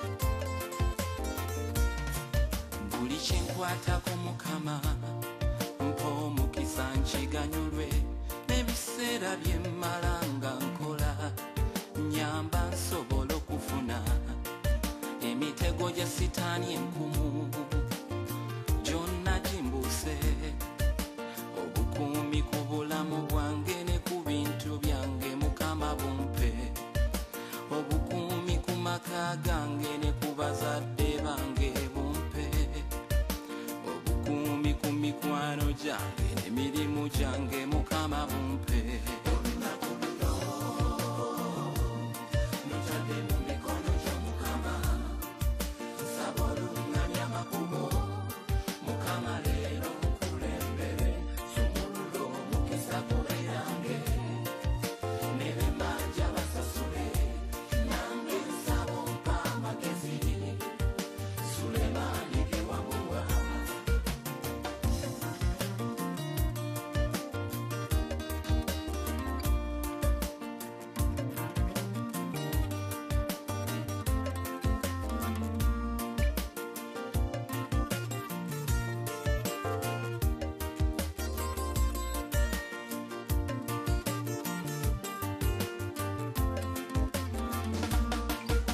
Nsazaamu ebiroto bye ndoota bwe biba ebikyamu, emizimu gy'aba bafa era nagyo ngisazaamu. Nsazaamu ebikolimo n'eddogo, nsazaamu ebisulo, nyambala omusaayi gwa Yesu ku balwazi.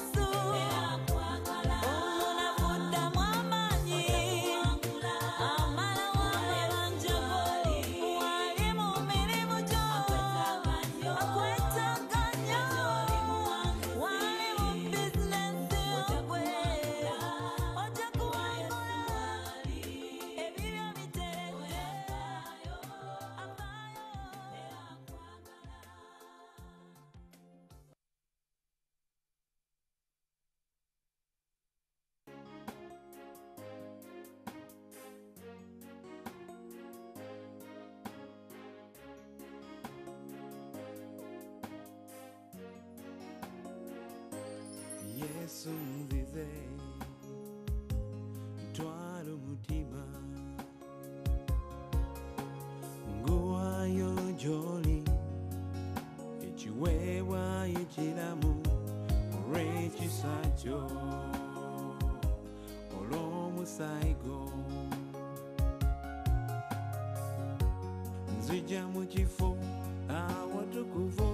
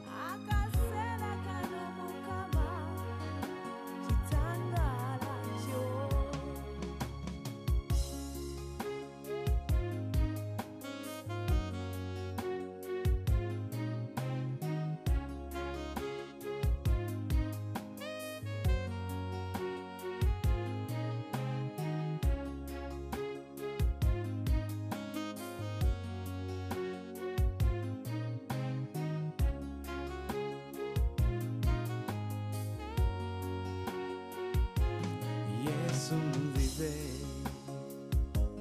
ntwala umutima nguwayo gy'oli ekiweebwayo ekiramu olw'ekisa kyo olw'omusaayi gwo nzija mu kifo awatukuvu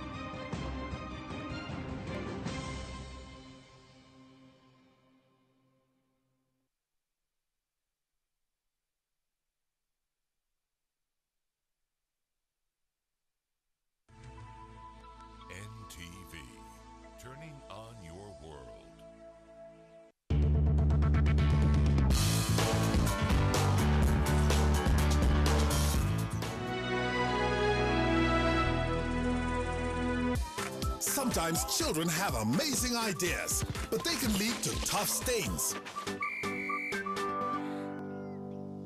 And for tough stains, there's new Omo Fast Action. Its super fast cleaning technology removes stains fast. New Omo, no one removes tough stains faster. Coming soon on NTV. They've had their struggle, but that's about to change. There are 15 individuals with different backgrounds and one goal. They'll be tested to the bone with 3 professional trainers and supervised by a reputable medical team, weighed every week where one has to be eliminated.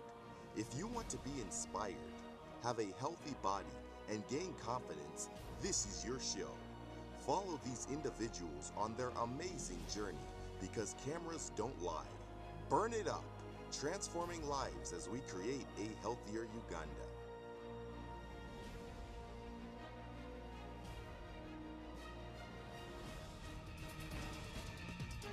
Coming soon on NTV. On the next episode, brought to you by... At Orange, we know you want to do more on the internet. That's why we bring you happy hour day and night. La Patrona. Obstacle out of my way. No problem. Just tell me who and give me all the details. Get out of here. Get out! Touch me, I beg of you, when you put your hands on my body. You're disgusting. It may be just you and me at the end. That means one of us will go to the other one's funeral. Womanizer, get away from me, out of my life.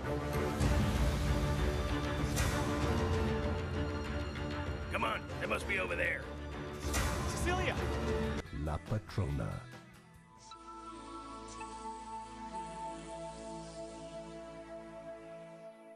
You can download movies at the lowest prices another fast from Orange. Dial *133# to buy a data bundle. Happy hour changes with Orange. Today changes with Orange.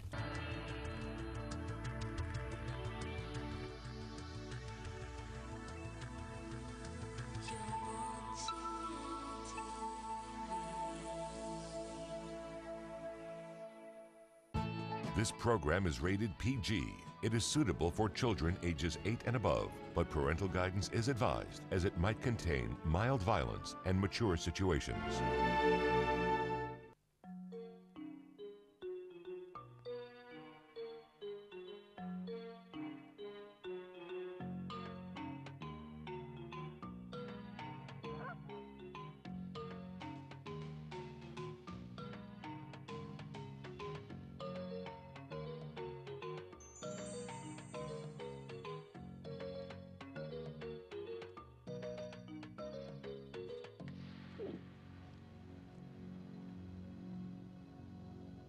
Our primary function, gentlemen, as the military component of UNTAG, is the monitoring of all hostile forces in the African country of Zimbabwe.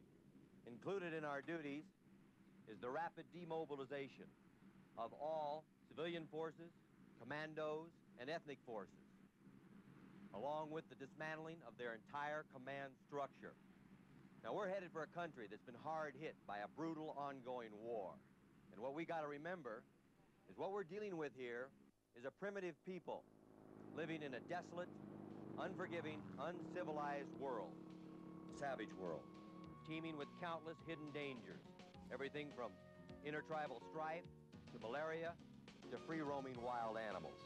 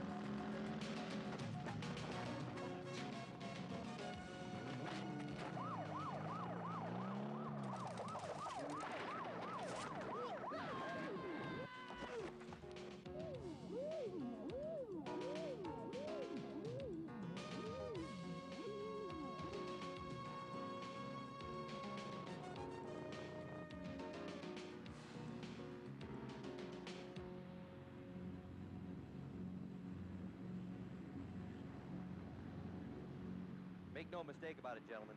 In this almighty battle for peace and stability, the eyes of the entire world are upon us. And that is our challenge. That is our opportunity.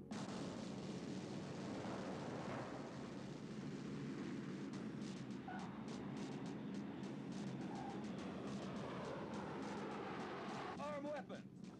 Hold those weapons high, gentlemen. Keep your eyes on the bush. There could be a whole guerrilla army out there, just waiting to blow us away.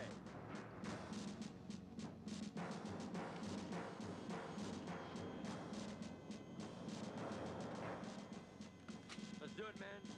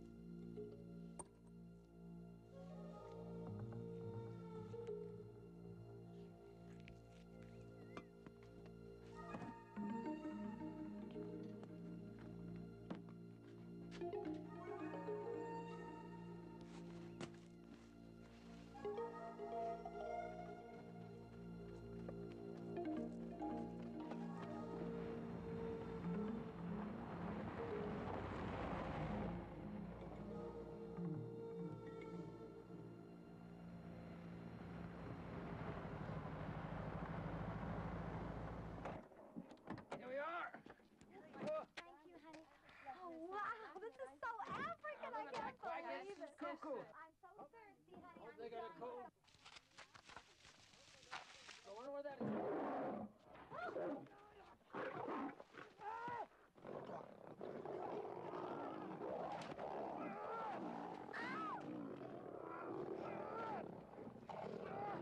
Don't shoot! You'll kill the men!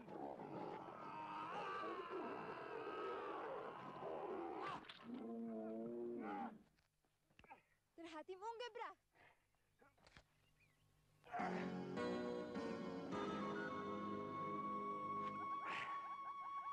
Dag zeg. Quagga Roberts. You need a doctor. It's okay, I'm fine. How about a shot with your foot on his head? Please, people, please, what you see lying there is the Tsabarabas lion. Like the white rhino is threatened with extinction, there's a $5,000 fine for killing one of those things. No photos.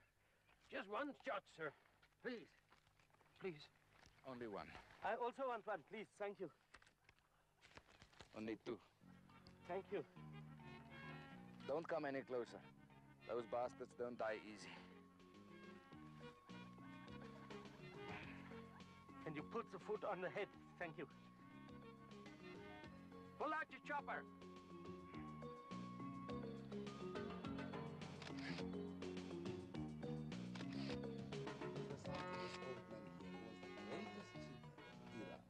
This one.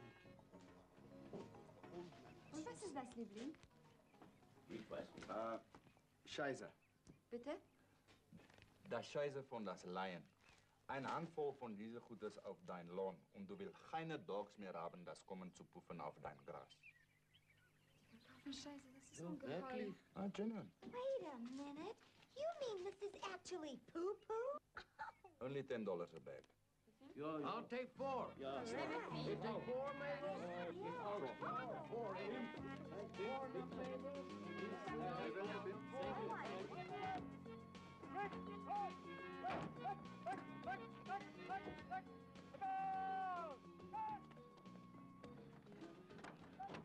G'day.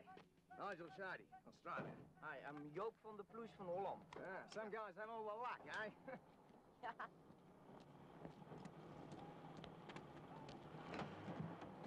Red light district, eh? Yeah, we're famous for that. Je luistert naar Radio Zimbabwe. Dit is nou precies 10 minuten oor 4 onze Jy sal met roer, Wimba. Die major wag vir sy trofee. Ons manne moet voor 5 vanmiddag uit die basis wees. O, blerrie VVO's neem ons vandag oor. Dit gaat voor jou als transport wees. Jy weet dan.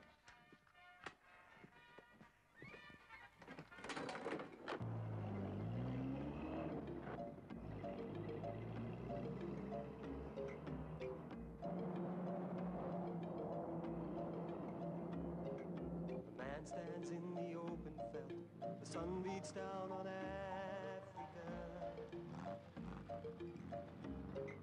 A legend in his lifetime, in his land of birth, Zimbabwe. The locals call him a Rumbo, but Kwaka is his name. He shakes his head in wonder when he hears an aeroplane. Aeroplane.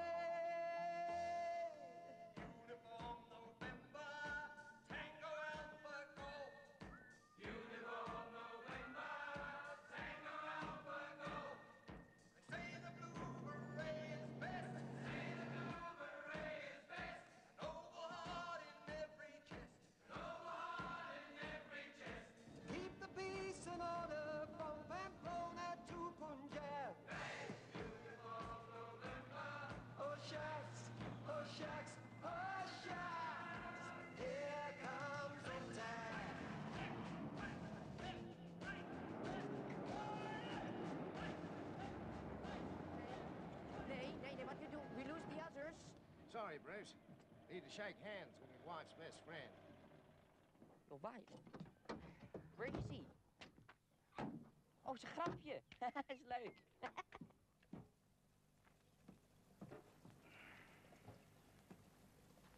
Oh, heerlijk, hè? Jeetje, verse lucht. Fantastisch. Waar is mijn moeder nu?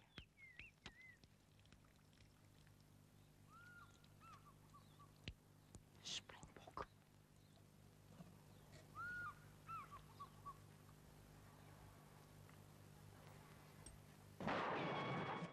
What the hell?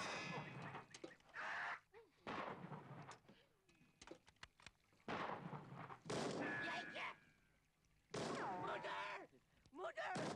Moeder! De verdomme schieten terug! Waka's used to fighting lions and wild baboons in Africa. And he has never quarreled with the people of Zimbabwe. But hordes of foreign humans can drive a man insane. And what's this crazy thing called love? And tell me who's to blame? Who's to blame? Hey! Uniform member, Tango Alpha Go. Uniform member, Tango Alpha Go. Say the blue beret is best. Say the blue beret is best. A noble heart in every kiss. A noble heart in every kiss. To keep the peace and order from Pamplona to Punjab. Hey! Uniform member, oh shucks, oh shucks, oh shucks. Here comes the time. Excuse me. When does it snow in Zimbabwe? When Transvaal in the Curry Cup. Kwagga jou bliksem. Daar sê major. Hoe lyk hy? Bakgat man, wat skuld ek jou? Nee, hy het homself geskiet. Hy is joune. Ons noem dit 'n afskeidspasiënt. Dankie man. Excuse me, what is this? Dis die pusplek. I beg your pardon? Hoe voel julle manne? Nee, ons vat dit maar swaar joh. Spel as kaars hier wat klaar my moer gestrip. Hoe so? Skiet net so 'n helse gat in my petroltankie langs die pad. Check net nou. Ag nee man. Hey, excuse me. Do you please tell me, what is this? Oh, it's ventilation pipes. There's bomb shelters down there. During wartime, people hide down there. There's still people there that think the war's going on. Shame.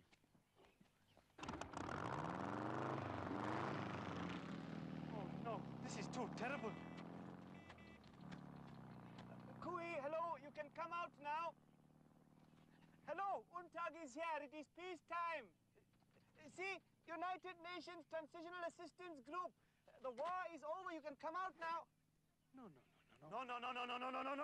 What do you think you're doing, man? There are people down there.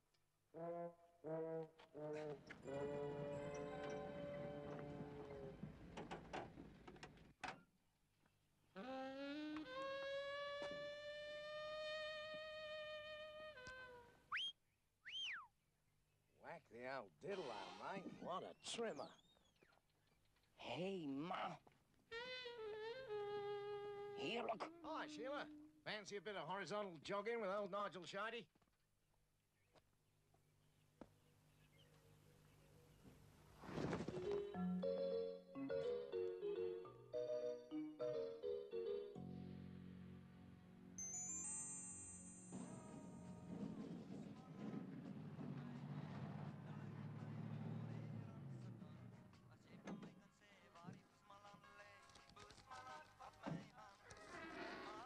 Dag, ou boet. Dag.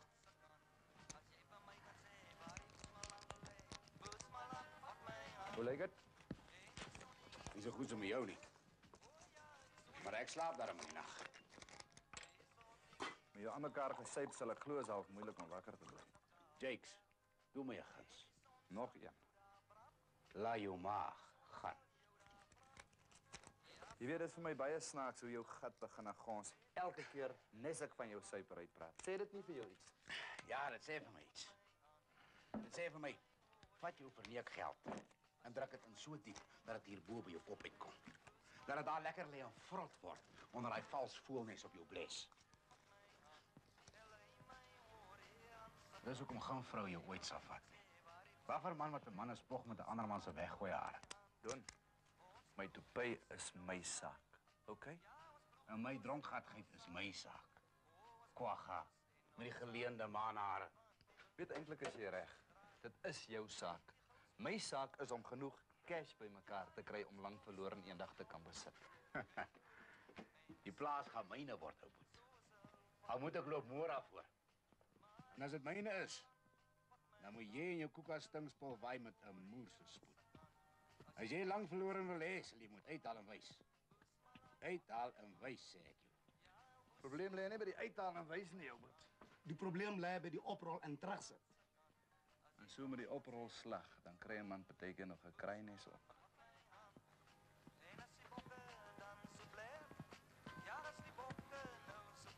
Rondgat.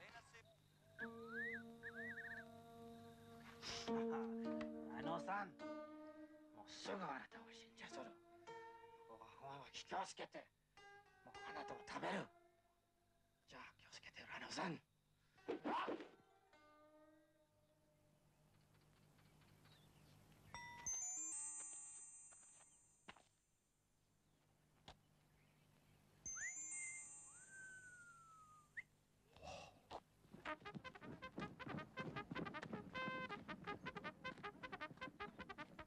At last, my own command.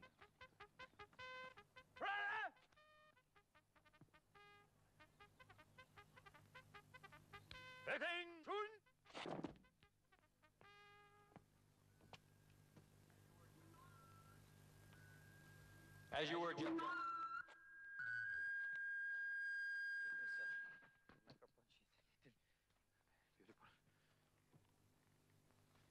For those of you who don't know yet, I'm Major Braddock D. McKay, your commanding officer.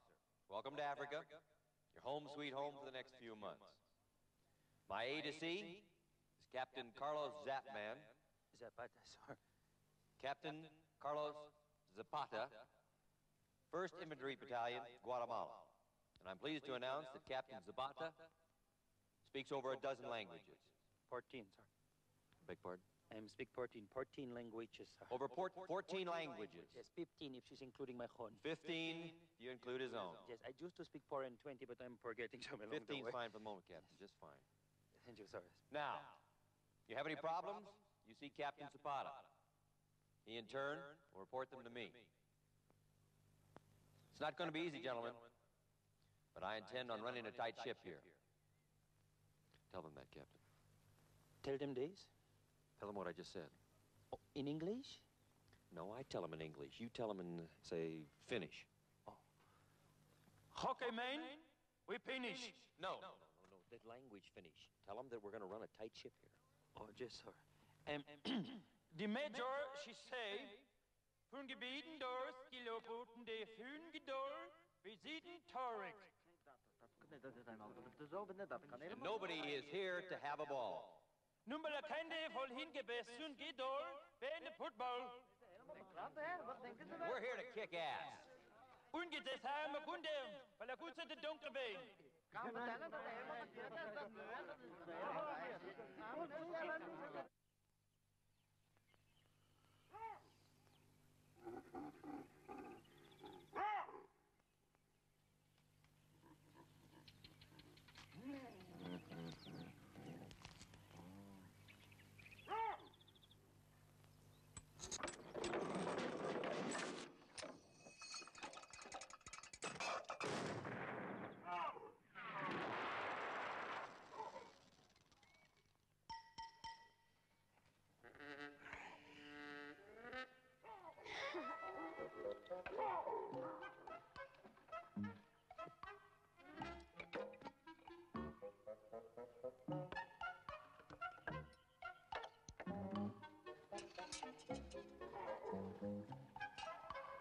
Any weapon in the hands of a civilian is a threat to the peace and the security of the entire region. All arms and ammunition will be confiscated and brought to the base. Is that understood? Yes. Patrols. Each of you will patrol your own specific section. A, right here. B, over here, and so on. Down to the outer perimeter, which is K section. Let's go to it, gentlemen, and good luck. Sir. Yes. Permission to speak, sir. What is it, soldier? Beg to report, sir, but my government have given specific instructions not to go in the bush, sir. Well, beg to report, soldier, but we already are in the bush. What do you suggest I do? Send you back home? Oh, that would make me grateful most internally, sir. Well, if you can't stomach the bush, soldier, let me have those keys. We can't. And I've got just the job for you. As of right now, you're full-time driver to K Patrol. Driver? That'll be all, gentlemen. Okay, men. This means. But I can't drive. Keep the peace in order.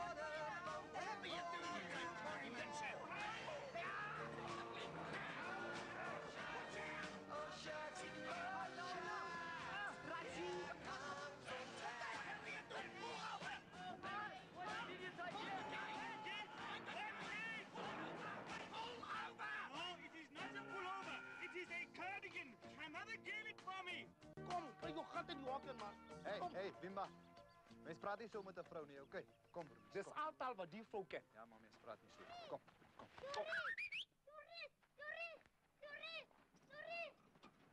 Nee, los doen, Kotti. Ek het 'n ander gat om toe te stop.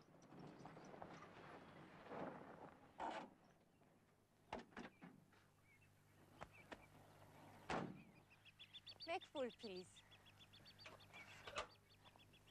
Good morning. Morning. I'm Untag, Swiss Medical Corps. That's your problem. I'm on my way.